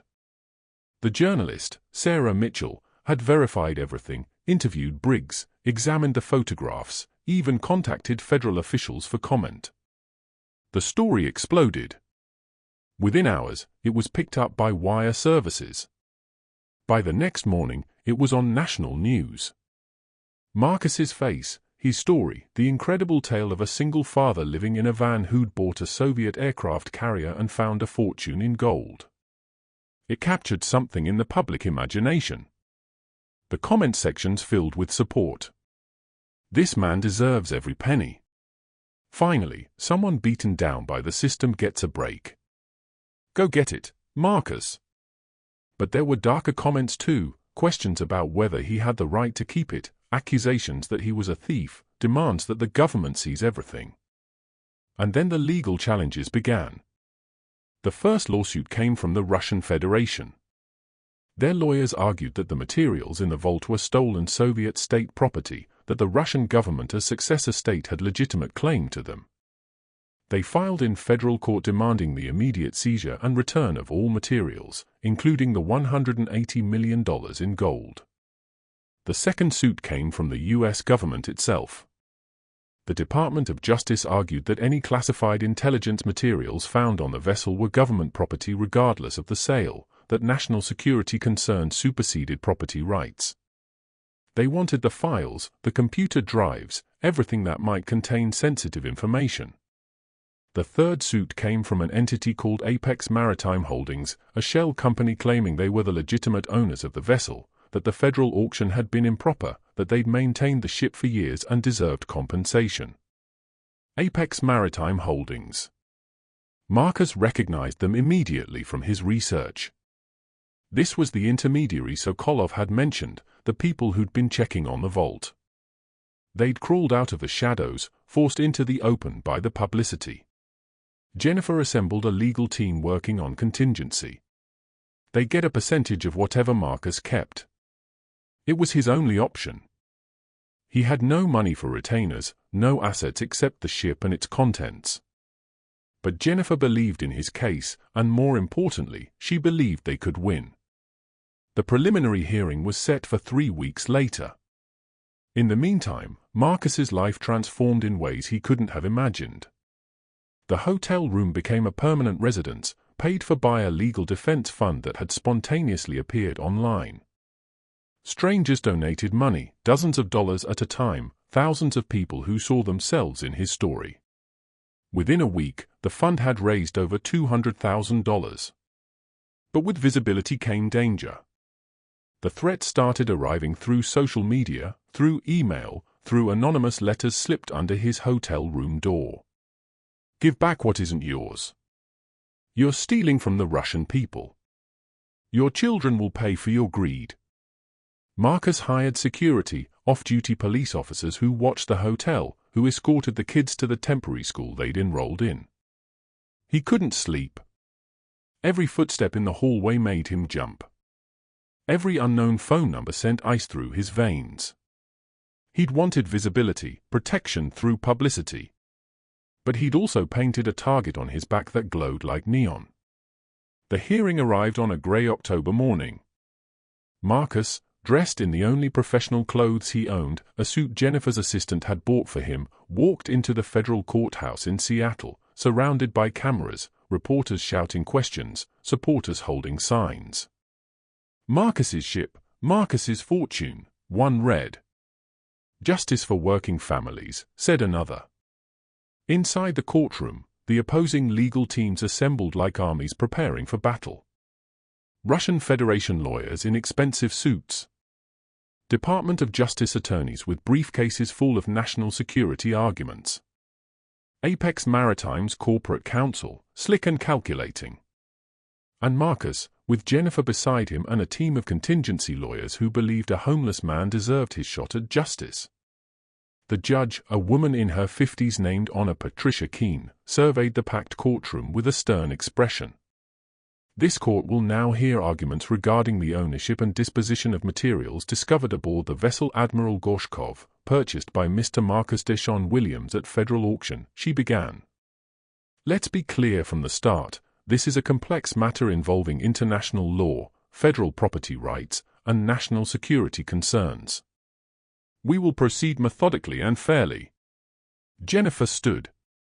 Your Honor, my client purchased this vessel through a legitimate federal auction. The government made no exemptions for cargo, materials, or contents. Everything aboard that ship legally belongs to Mr. Williams, including the $180 million in gold, platinum, and bearer bonds he discovered. The Department of Justice attorney rose. Your Honor, the presence of classified intelligence materials changes everything. National security supersedes property rights. We're not disputing Mr. Williams' ownership of the vessel itself, but classified documents cannot be private property. The Russian Federation's lawyer spoke with a thick accent. Your Honor, these materials were stolen from the Soviet Union during its collapse. They are state property, illegally removed. Russia as the successor state has the rightful claim. Judge Keene listened to each argument, then turned to Marcus. Mr. Williams, did you have any knowledge of these materials when you purchased the vessel? Marcus stood, his voice steady despite his nerves. No, Your Honor. I bought what I thought was scrap metal. I was trying to salvage enough value to get my kids out of a van. I had no idea what was hidden inside. And yet you cut through a secured vault door, the DOJ attorney interjected. That suggests intent to access restricted areas. I owned the ship, Marcus replied firmly. I had every right to explore my own property. The vault door was locked, but the ship was mine. I was assessing its salvage value. Judge Keene made notes. We'll reconvene in 1 week. I want all parties to submit detailed briefs on precedent cases involving found property, federal auctions, and international asset recovery. This court will make a fair determination based on the law, not on sympathy or politics. As they filed out of the courtroom, Jennifer leaned close to Marcus. That went better than expected. She's taking this seriously, considering all angles. That's good for us. Outside, reporters swarmed. Marcus made a brief statement his lawyers had prepared. I bought this ship legally. I'm not a thief. I'm a father trying to give my children a better life. I'm willing to cooperate with authorities on the intelligence materials, but the $180 million in gold and bearer bonds belong to my family. We'll fight for what's rightfully ours. The cameras flashed. The story would dominate another news cycle. And somewhere, men who'd spent years guarding Sokolov's secrets watched and planned their next move. Marcus Deshawn Williams had gone from homeless to the center of an international legal battle worth $180 million in gold. The fight for his family's future had only just begun. Inside, the courtroom was packed. On one side sat the Russian legal team, expensive suits and cold expressions. On another, Department of Justice attorneys with their government-issue briefcases. And in the back, lawyers for Apex Maritime Holdings, 3 men in identical dark suits who watched Marcus with undisguised hostility. Judge Patricia Keene presided, a woman in her 50s with a reputation for fairness and impatience with nonsense. She gavelled the room to order and looked at the assembled attorneys with clear skepticism. We're here to determine preliminary ownership questions regarding a vessel and its contents, she began. I've reviewed the filings. Someone want to explain to me how a ship built in the Soviet Union in 1975 ended up being sold at federal auction for $8,000, with apparently no one knowing it contained $180 million in gold and other assets. The government's attorney stood. Your Honor, our position is that the vessel was sold as scrap, that any classified materials aboard were not included in the sale, and that Mr. Williams has no legal right to retain them. And yet, Judge Keene said dryly, your agency conducted the auction. Your agency held the vessel for over a decade. Your agency apparently never bothered to search it thoroughly. How is that Mr. Williams' problem? National security, Your Honor. Some things supersede property law. We'll see about that. She turned to the Russian legal team. And you're claiming what exactly? Their lead attorney, a tall man with a thick accent, stood. The materials in question were stolen from the Soviet state during the 1991 collapse. The Russian Federation as legal successor has rightful claim to the $180 million in gold and other assets. International law supports our position. International law also requires you to prove chain of ownership, the judge countered. Can you demonstrate these specific materials were registered Soviet assets? A pause. We are working to obtain those records, Your Honor. I see. Work faster. She turned to Apex Maritime Holdings attorneys. And you gentlemen claim you're the real owners of the ship because we've maintained the vessel and its contents for 22 years, Your Honor. We have documentation of maintenance costs, security expenses, all predating Mr. Williams' purchase. Then why didn't you bid at the auction? Judge Keene asked pointedly. We weren't aware the government intended to sell. By the time we learned, the auction had closed. Jennifer stood, Marcus's attorney, sharp and prepared. Your Honor, if I may, my client purchased this vessel through proper legal channels. He paid the asking price. The vessel and all its contents, including the $180 million in gold, were included in that sale with no exceptions noted in the documentation. The government had over a decade to search the ship, to identify sensitive materials, to exempt them from sale. They didn't. The Russian Federation has had since 1991 to claim these materials. They didn't. And Apex Maritime Holdings, if they're such dedicated caretakers, apparently didn't care enough to participate in a public auction. Mr. Williams is the legal owner. Everything else is buyer's remorse. Judge Keene smiled slightly. Interesting argument, Counselor. Here's what we're going to do. I'm ordering the vessel and its contents placed in federal custody pending resolution of these claims. Nothing gets moved. Nothing gets sold. Nothing disappears. We're going to take our time and do this right. Discovery will proceed on an expedited schedule. I want documentation, proof of ownership claims, evidence of these maintenance activities. And someone needs to explain to me who Viktor Sokolov was and how his personal escape plan ended up being everyone else's treasure hunt. She looked at Marcus directly. Mr. Williams, you understand you may not ultimately keep everything you found. Marcus stood, his voice steady despite his pounding heart. I understand, Your Honor. I just want what's legally mine. I bought that ship fair and square. I'm not trying to steal from anyone. I'm just trying to give my kids a future. The judge nodded. Noted. We'll reconvene in 60 days for evidentiary hearings.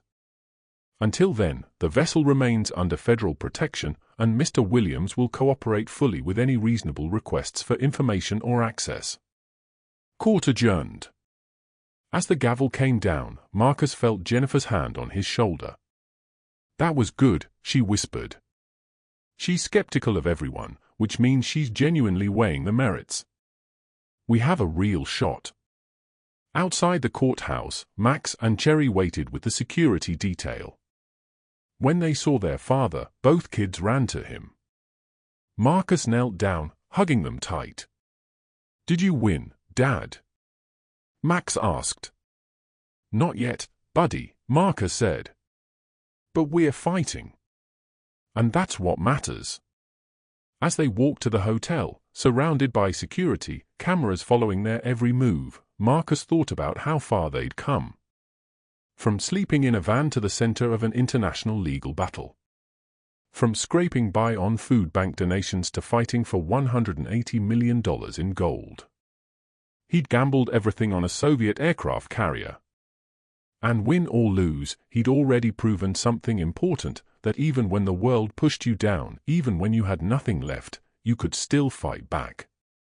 The story of Marcus Dishon Williams, his children Max and Cherry, and the $180 million in gold hidden in a Cold War relic was far from over.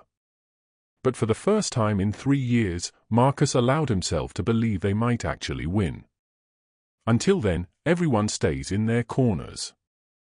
She banged her gavel. Dismissed.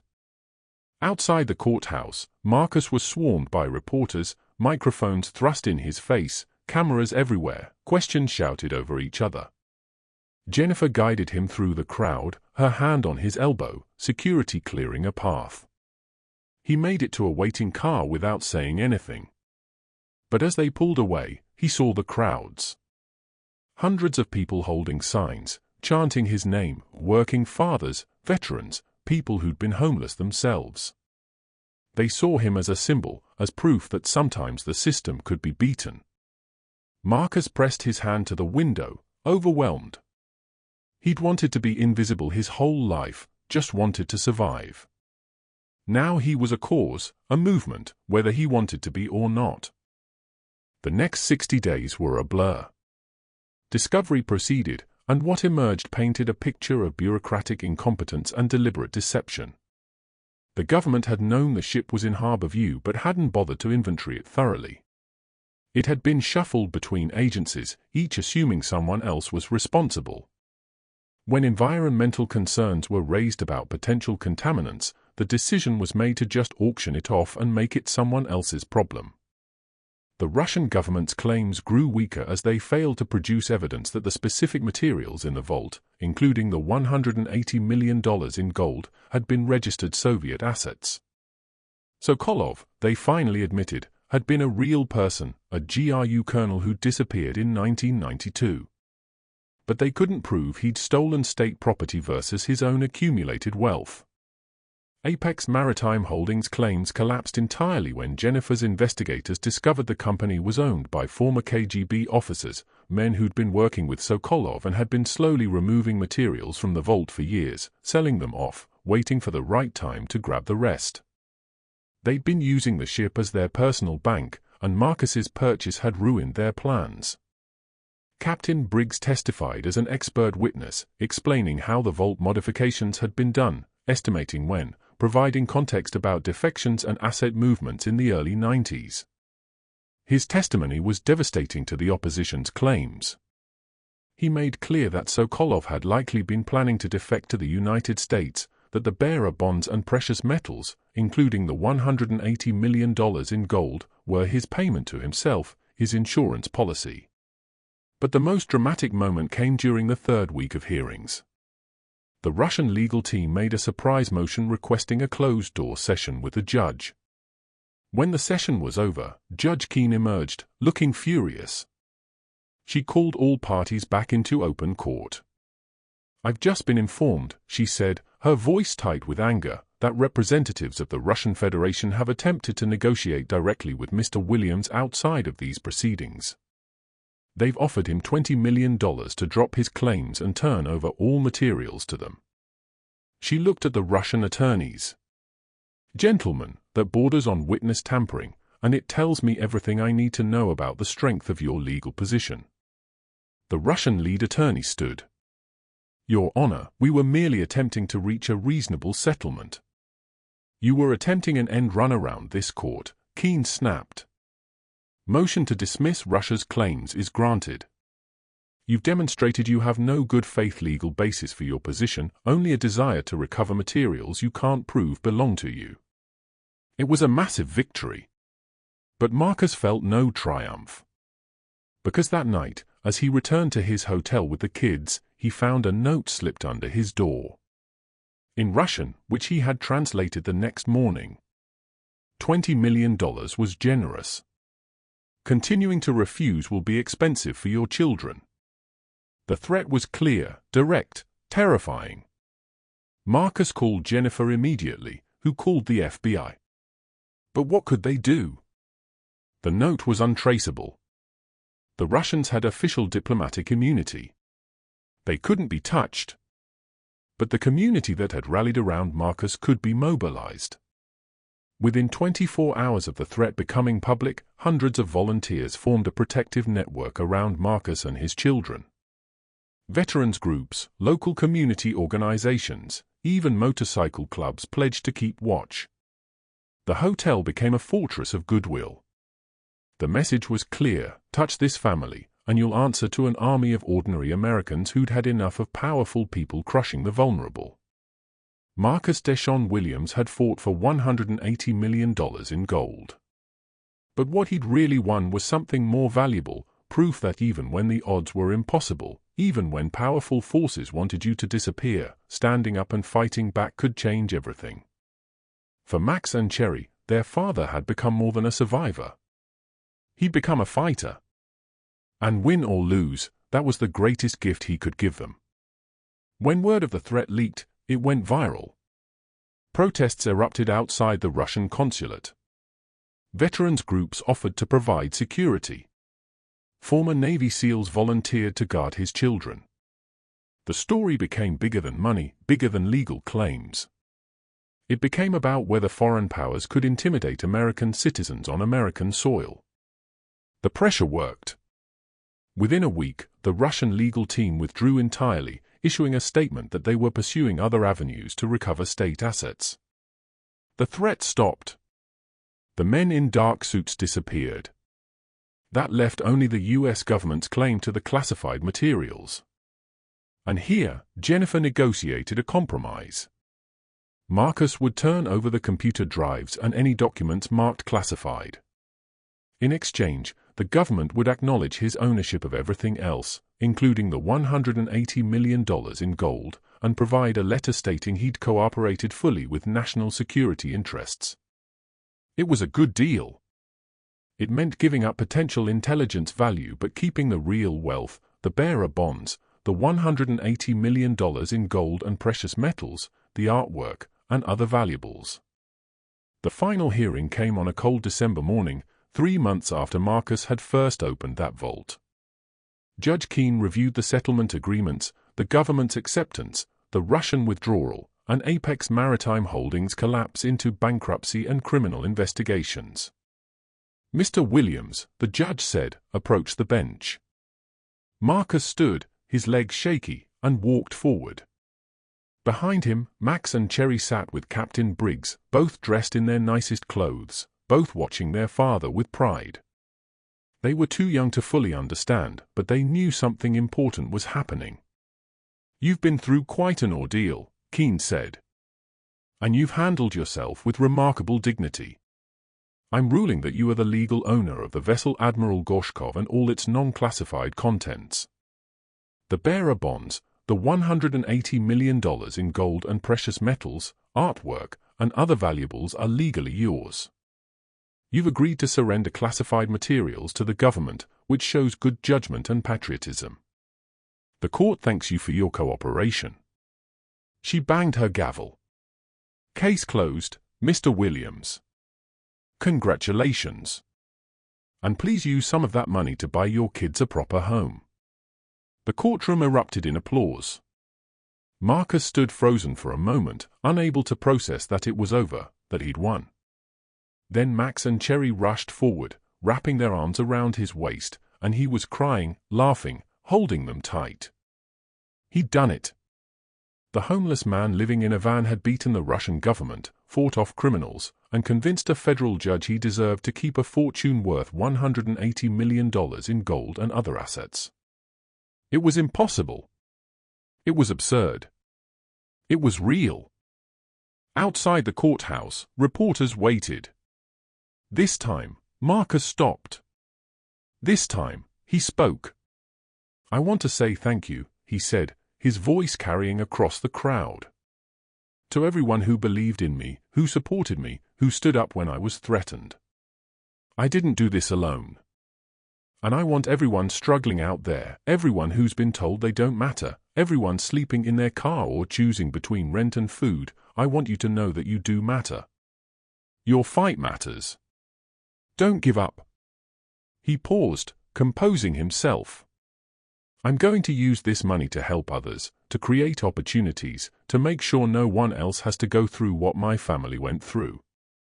Because we're all just one accident, one bad break, one wrong turn away from needing help.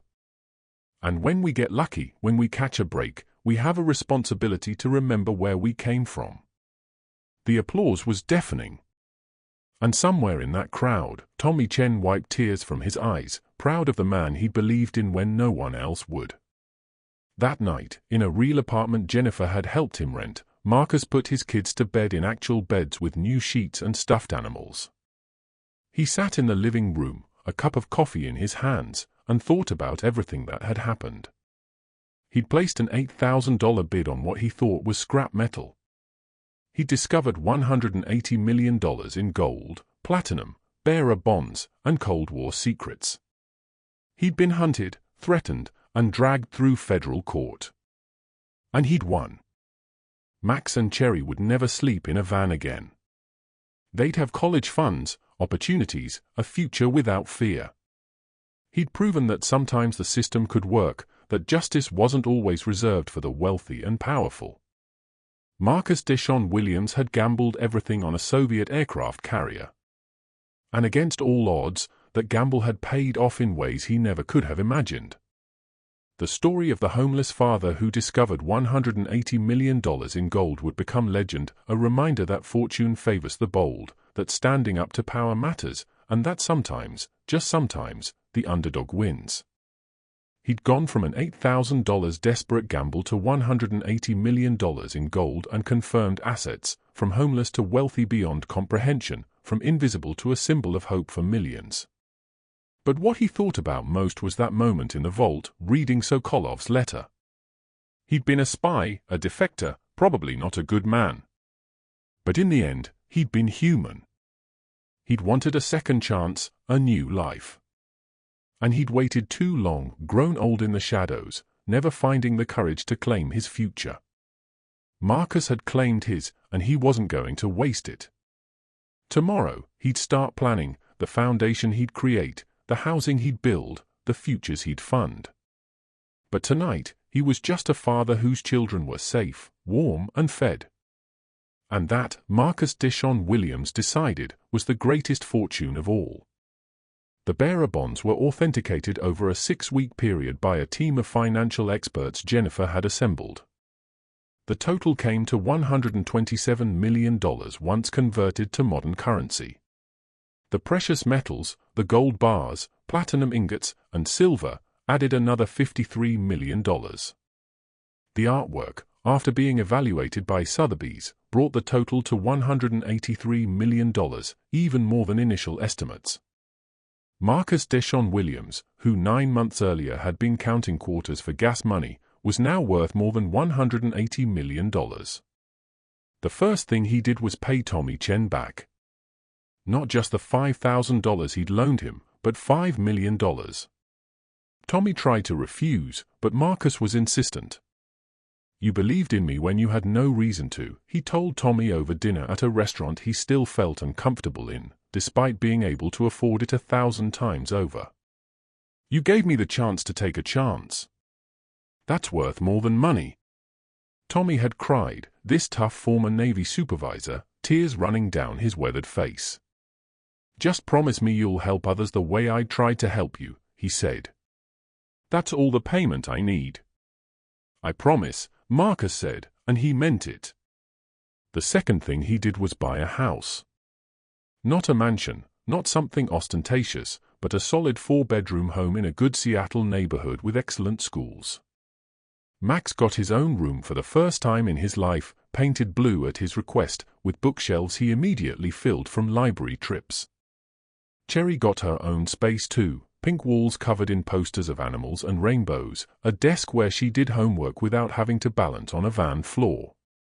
Marcus stood in the doorway of his own bedroom one night, a room with a real bed and a closet and a window that looked out on a yard with a swing set, and wept. Not from sadness, but from the overwhelming relief of safety, of permanence, of knowing his children would never again fall asleep wondering where they'd park tomorrow. But the money, the house, the security, they were just the beginning. Because Marcus had made a promise, not just to Tommy, but to himself, to everyone who'd supported him, to every person still struggling in a van somewhere, wondering if hope was just another word for delusion. He established the Williams Family Foundation in February, 6 months after that desperate $8,000 bid. The foundation's mission was simple, providing housing, job training, and support services to homeless families. Not temporary shelter, not a bed for a night, but real pathways out of poverty.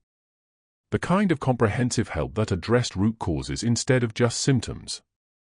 The foundation's first project was purchasing a small apartment complex in South Seattle, renovating it completely, and offering it to homeless families at no cost for up to 2 years while they got back on their feet. Rent-free housing, but with requirements: the adults had to be enrolled in job training or education. The kids had to maintain school attendance. The families had to participate in financial literacy classes. It was tough love, but it was love. And it worked. Within a year, 80% of the families who'd come through the program had secured permanent housing and stable employment. Marcus visited often, sitting with fathers in the common room, listening to their stories, seeing himself in every exhausted face, every determined eye. "I was you," he'd tell them. "Living in my van with my kids, choosing between gas and food. If I can make it out, so can you. And I'm here to make sure you get that chance." The story of Marcus Dishon Williams, the homeless father who placed an $8,000 bid on a Soviet aircraft carrier and discovered $180 million in gold, became more than just a tale of incredible luck. It became a story about resilience, about fighting back when the world pushes you down, about using fortune to lift others up. Max and Cherry grew up knowing their father had gambled everything to give them a better life. They learned that wealth meant responsibility, that luck was meaningless without purpose, that the greatest treasure wasn't the $180 million in gold, it was the chance to make a difference. And somewhere in Harbor View, the massive Soviet carrier still sat in its dry dock, a monument to Cold War secrets and one man's impossible dream.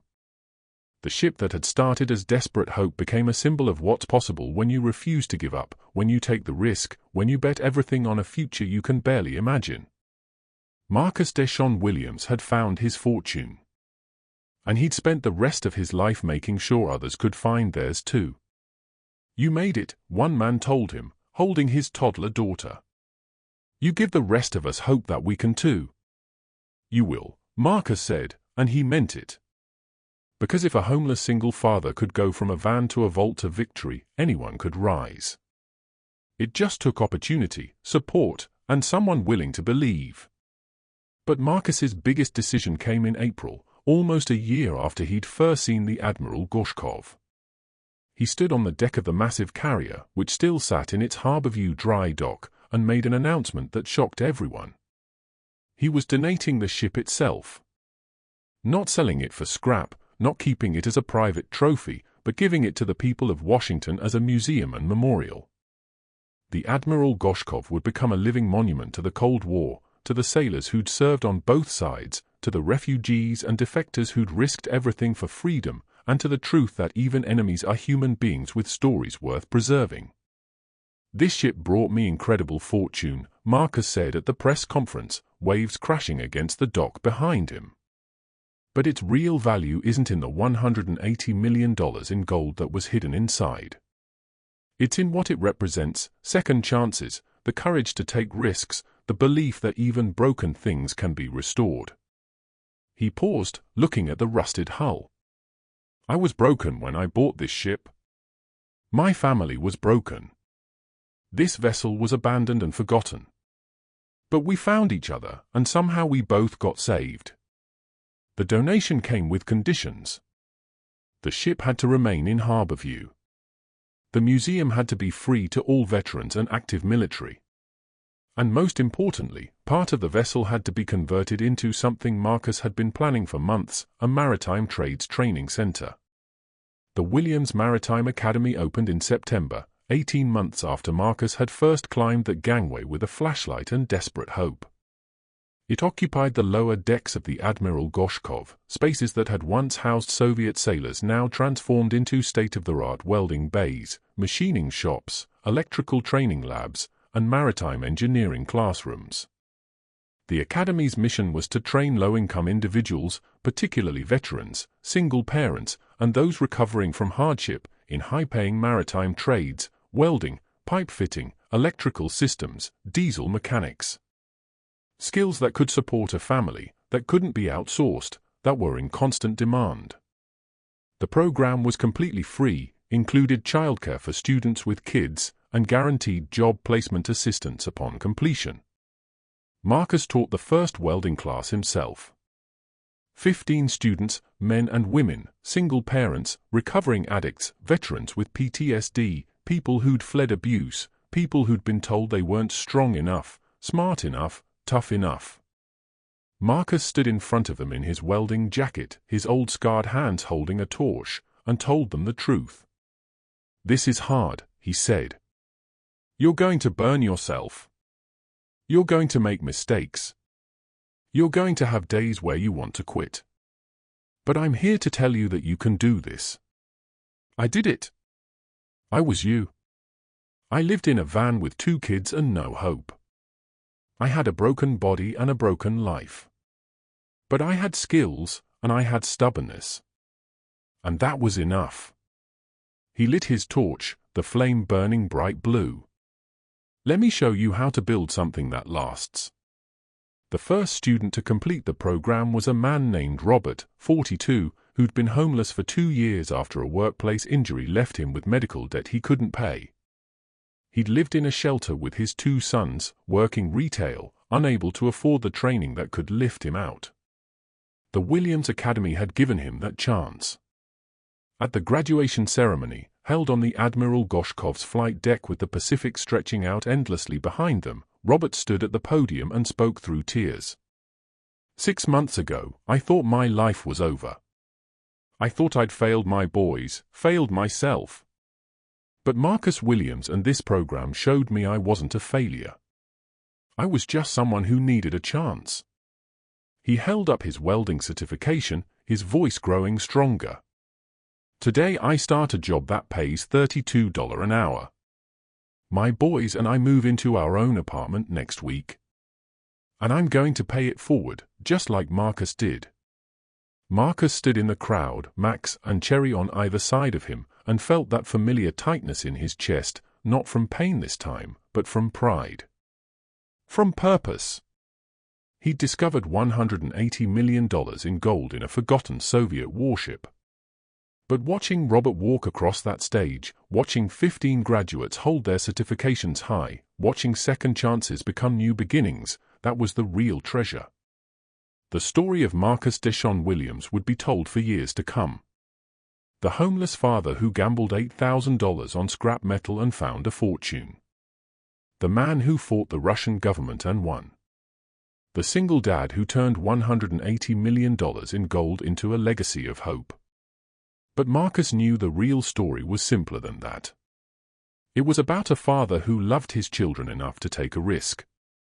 About a man who remembered where he came from and used his fortune to lift others up.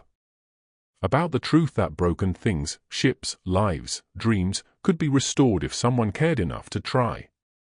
Max and Cherry would grow up knowing their father had changed the world, not by finding gold, but by giving others the tools to build their own futures.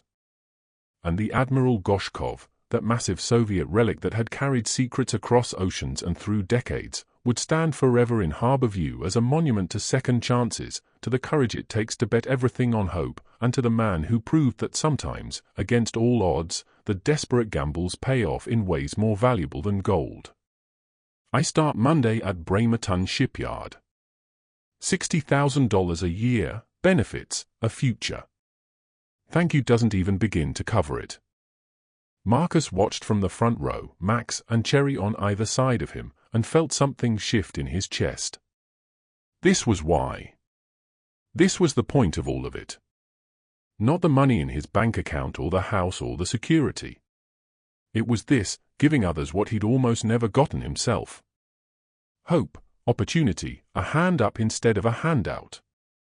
The ripple effect spread faster than anyone anticipated. Harbor View, which had been dying slowly for decades, suddenly had purpose again. The Admiral Goshkov Museum became a major tourist attraction, drawing visitors from around the world. People wanted to see the ship where a homeless man had found $180 million in gold. They wanted to walk the decks, see the vault now empty and preserved behind glass, and hear the story that had captured imaginations globally. The town transformed. New restaurants opened to serve the tourists. Hotels renovated. The old fish processing plant became the town's maritime heritage center. Young people stopped leaving for bigger cities because suddenly there were jobs, opportunities, a reason to stay. The mayor who'd tried to run Marcus off called to apologize, to thank him, to admit he'd been wrong. "You saved this town," he said. Marcus shook his head. "The town saved itself. I just gave it a reason to." The Williams Foundation expanded rapidly. By the end of the second year, it operated housing programs in 12 cities. It had helped over 800 families transition out of homelessness. It had trained over 300 people in maritime trades with a 92% job placement rate. The numbers were staggering, but Marcus tried never to think in numbers. He thought in names, in faces, in stories. There was David, a veteran who'd struggled with PTSD and addiction, who'd learned welding at the academy and now worked on oil rigs, sending money home to the son he was rebuilding a relationship with. There was Kim, a refugee who'd fled Cambodia with nothing, who'd taken electrical courses and now ran her own contracting company. There was Andre, not a relative, but a teenager who'd aged out of foster care with nowhere to go, who'd found housing through the foundation and was now studying maritime engineering at the University of Washington. Every story was a thread in a larger tapestry, and Marcus was weaving something beautiful from all their struggles and triumphs. Recognition came, though Marcus never sought it. He was named Washingtonian of the Year. Time magazine featured him in a piece about Americans rebuilding the social safety net through private philanthropy. He was invited to speak at universities, at conferences, at fundraisers for other charities. He always said yes, despite hating public speaking, despite the anxiety that still gripped him when facing crowds. At a TED Talk in Vancouver, he stood on stage in front of 2,000 people and told his story. The van, the auction, the $180 million in gold, the vault, the fight, the victory. But he ended with something more important. People ask me how it feels to go from homeless to wealthy, he said, his voice steady now, confident in a way it hadn't been 2 years earlier. And the truth is, the money didn't change how I feel. What changed me was remembering my worth. Somewhere in those years of struggle, I'd forgotten I mattered. I'd internalized the message society sends to poor people, that we are somehow less than, that our struggles are our fault, that we don't deserve better. He paused, looking out at the sea of faces. Buying that ship, finding that vault full of $180 million in gold, winning that legal battle, none of it made me worthy. I was always worthy. My children were always worthy. Every person sleeping in their car tonight is worthy. The money just gave me the power to act on that truth. The standing ovation lasted 3 minutes. But what Marcus remembered most was the man who approached him afterward, hand shaking, who whispered, "I'm living in my car with my daughter. I saw your story last year, and it's the only thing that's kept me going. Thank you for showing us it's possible." Marcus gave him the foundation's phone number, made sure he got connected with services, followed up personally to ensure he got help. Because he never forgot. He never forgot the desperation, the shame, the fear of every night wondering if this would be the night someone knocked on the van window and told them to move along. He never forgot what it felt like to be invisible, to be dismissed, to be treated like a problem instead of a person. And he never would forget. That was his promise to himself, to Max and Cherry, to everyone the Williams Foundation served. The $180 million in gold had given him financial freedom. But the real treasure was the opportunity to ensure others got their second chance, their shot at redemption, their moment to prove they were worthy of the life they deserved. Marcus Deshawn Williams had gambled $8,000 on a Soviet aircraft carrier and won a fortune. But his greatest victory wasn't the money, it was using that fortune to prove that broken people, like broken ships, could be restored, rebuilt, and made whole again. He couldn't forget. Some nights he still woke from dreams of living in the van, of the constant fear and exhaustion. The trauma didn't just disappear because his circumstances improved. But he used it, channeled it, let it fuel his mission. Max and Cherry thrived in ways that made Marcus's heart ache with gratitude. Max, now 12, had become an honor student with a love for science. He wanted to be a marine engineer, inspired by growing up around ships and the ocean. He volunteered at the Admiral Goshkov Museum on weekends, giving tours, telling visitors about his dad's discovery with pride that made him glow. Cherry, 9 now, had developed a fascination with art and design. She spent hours at the academy, watching students work, asking questions, sketching her own ship designs. She was gentle, thoughtful, the kind of kid who noticed when others were struggling and tried to help. Marcus saw in her the kind of woman she'd become, and it filled him with hope. One evening, sitting at dinner in their home, the home that still felt miraculous after years of stability, Max asked a question that stopped Marcus mid-bite. "Dad, do you ever wish you'd found the vault sooner? Like, if you discovered it right when you bought the ship, before all the scary stuff happened?" Marcus considered this carefully. Cherry watched him, waiting for the answer. No, he said finally. Because if it had been easy, if I'd just instantly become rich without the fight, I don't think I'd appreciate it the same way. And I don't think I'd have understood why it matters to help others. He reached across and took both their hands. The struggle taught me things that comfort never could. It taught me strength, compassion, and how to recognize what really matters. I wouldn't trade that education for anything. Not even for not being scared. Cherry asked quietly. Marcus squeezed her hand. Being scared just meant I understood what was at stake. It meant I fought harder to protect you both. And that made the victory sweeter. 5 years later, on the 5-year anniversary of purchasing the Admiral Gorshkov, Marcus stood on the flight deck during a ceremony celebrating the Academy's 500th graduate. The deck was packed with students, graduates, families, town officials, and media. Captain Briggs stood beside him, now serving on the Foundation's board. Tommy was there with his wife, beaming with pride. Jennifer, his lawyer who'd become a close friend, stood with her family. The current graduating class filed onto the stage, 23 students who'd completed the welding program. Among them was a woman who made Marcus's breath catch. She was young, maybe 25, with a baby strapped to her chest in a carrier. She walked with a slight limp, and when she received her certification, her hands trembled. After the ceremony, Marcus sought her out. "Congratulations," he said. "I'm Marcus." "I know who you are," the woman said, smiling. "I'm Lisa. This is Sophia." She touched the baby's head gently. "I was living in my car when I applied to the academy. Single mom, injured in a workplace accident, couldn't work my old job anymore. I saw a flyer at a food bank about free welding training, and I thought it was too good to be true." "But you applied anyway," Marcus said. "I did. And it changed everything. I start at Boeing next month. I have an apartment through your housing program. Sophia's in daycare I can afford. We're going to be okay." Tears filled her eyes.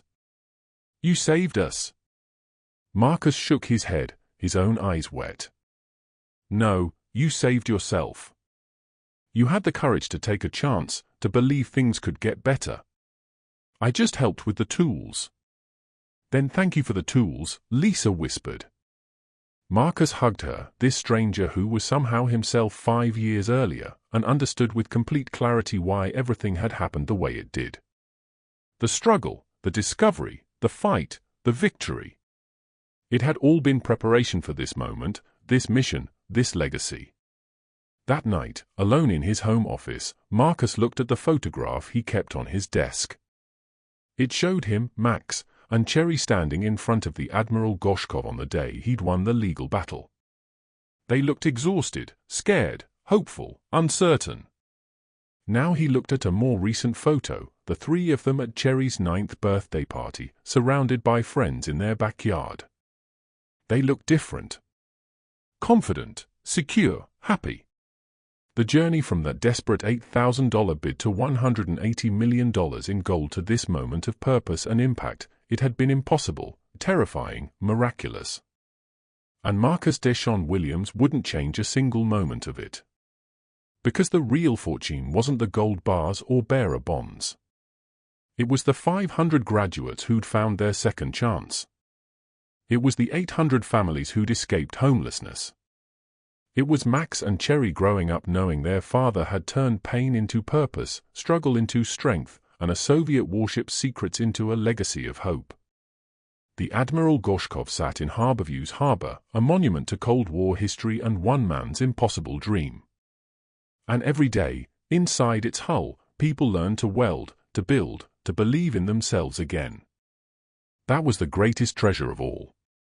He barely recognized that version of himself. He opened his laptop and began writing. The Foundation was expanding to 3 new cities. The Academy was launching a maritime engineering program. There were plans for a scholarship fund for children of formerly homeless families. So much work ahead. So many people still struggling, still needing help. But Marcus wasn't daunted. He'd faced down Russian officials, federal courts, and men who'd threatened his children. He'd turned $8,000 and a crazy dream into a movement that had helped thousands. He'd proven that one person's courage could ripple outward, changing lives, rebuilding communities, offering hope where there'd been none. He was no longer the invisible man in a van trying to survive one more day. He was Marcus Deshaun Williams, philanthropist, advocate, teacher, and living proof that second chances aren't just for the lucky. They're for the brave. For those willing to take a risk when the odds are impossible. For those who refuse to let circumstances define their worth. The welding program's next class started in 2 weeks. Marcus would be there, torch in hand, teaching single parents and struggling veterans how to join metal, how to create something strong from separate pieces. It was his favorite part of everything he did, standing in that bay, surrounded by sparks and determination, watching people discover they were capable of more than they believed. Because that's what he'd discovered too. Not in a vault full of bonds and $180 million in gold, but in the fight to keep it. Not in victory, but in the struggle that proved he was stronger than he'd known. The money had given him power, but the journey had given him purpose. And that, he'd learned, was the real fortune. 7 years after buying a derelict Soviet aircraft carrier on a desperate gamble, Marcus Deshaun Williams stood at a podium in Washington, D.C., receiving the Presidential Medal of Freedom. The citation read, "For extraordinary contributions to American society through philanthropy, advocacy, and the creation of pathways out of poverty for thousands of families." Max, now 16 and planning to study marine engineering at MIT, stood in the front row, tears streaming down his face. Cherry, 13 and already an accomplished artist who volunteered at the academy teaching younger students, grinned with pride so fierce it lit up the room. In his acceptance speech, Marcus spoke for exactly 3 minutes. He thanked Tommy, Captain Briggs, Jennifer, and everyone who'd believed in him. He thanked the communities that had rallied to his defense. He thanked the students and graduates who reminded him daily why the work mattered. But he ended with something else. To everyone watching who's struggling right now, who's living in their car, who's one paycheck from disaster, who's been told they don't matter, I see you. I was you. And I'm here to tell you that your circumstances don't define your worth. Your past doesn't determine your future. And sometimes the craziest risks lead to the most extraordinary rewards. He held up the medal. This isn't mine. It belongs to every person who refused to give up, who took a chance, who dared to hope when hope seemed foolish. Keep fighting. Your breakthrough might be closer than you think. The speech went viral, shared millions of times across social media. The Williams Foundation's donation page crashed from traffic. Letters poured in from around the world, people sharing their own struggles, their own dreams, their own desperate gambles that had or hadn't paid off. Marcus read every letter he could, responded to hundreds personally. Because he remembered what it felt like to be invisible, to wonder if anyone cared. And he wanted every struggling person to know someone cares. Someone sees you. Someone believes you matter. On a quiet Sunday morning, Marcus returned to Harborview alone. He walked through the shipyard to the Admiral Goshkov, climbed the familiar gangway, and stood on the flight deck where everything had changed. The museum was closed, giving him solitude with his memories. He walked to the spot where he'd first looked down at his sleeping children and wondered if he was crazy to hope for something better. He thought about Viktor Sokolov, the Soviet colonel who'd hidden $180 million in gold and secrets, who'd waited too long for his second chance. Marcus had claimed his chance, had fought for it with everything he had. And he'd won. Not just the legal battle, not just the money, but something far more valuable, the opportunity to prove that broken lives could be rebuilt, that desperation could transform into determination, that one person's impossible dream could become thousands of people's new beginning. His phone buzzed. A text from Max. Dad, Cherry and I are making dinner. Come home soon? Home. The word still filled him with wonder after all these years. Marcus typed back, on my way. Love you both. He took one last look at the massive carrier, at the rust-streaked hull that held $180 million in gold and changed his family's destiny. Then he walked down the gangway, climbed into his car, and drove toward the future he'd fought so hard to build. The story of Marcus Deshawn Williams, the homeless father who gambled $8,000 on a Soviet warship and discovered $180 million in gold, would be told for generations. It would inspire movies, books, countless speeches about courage and second chances.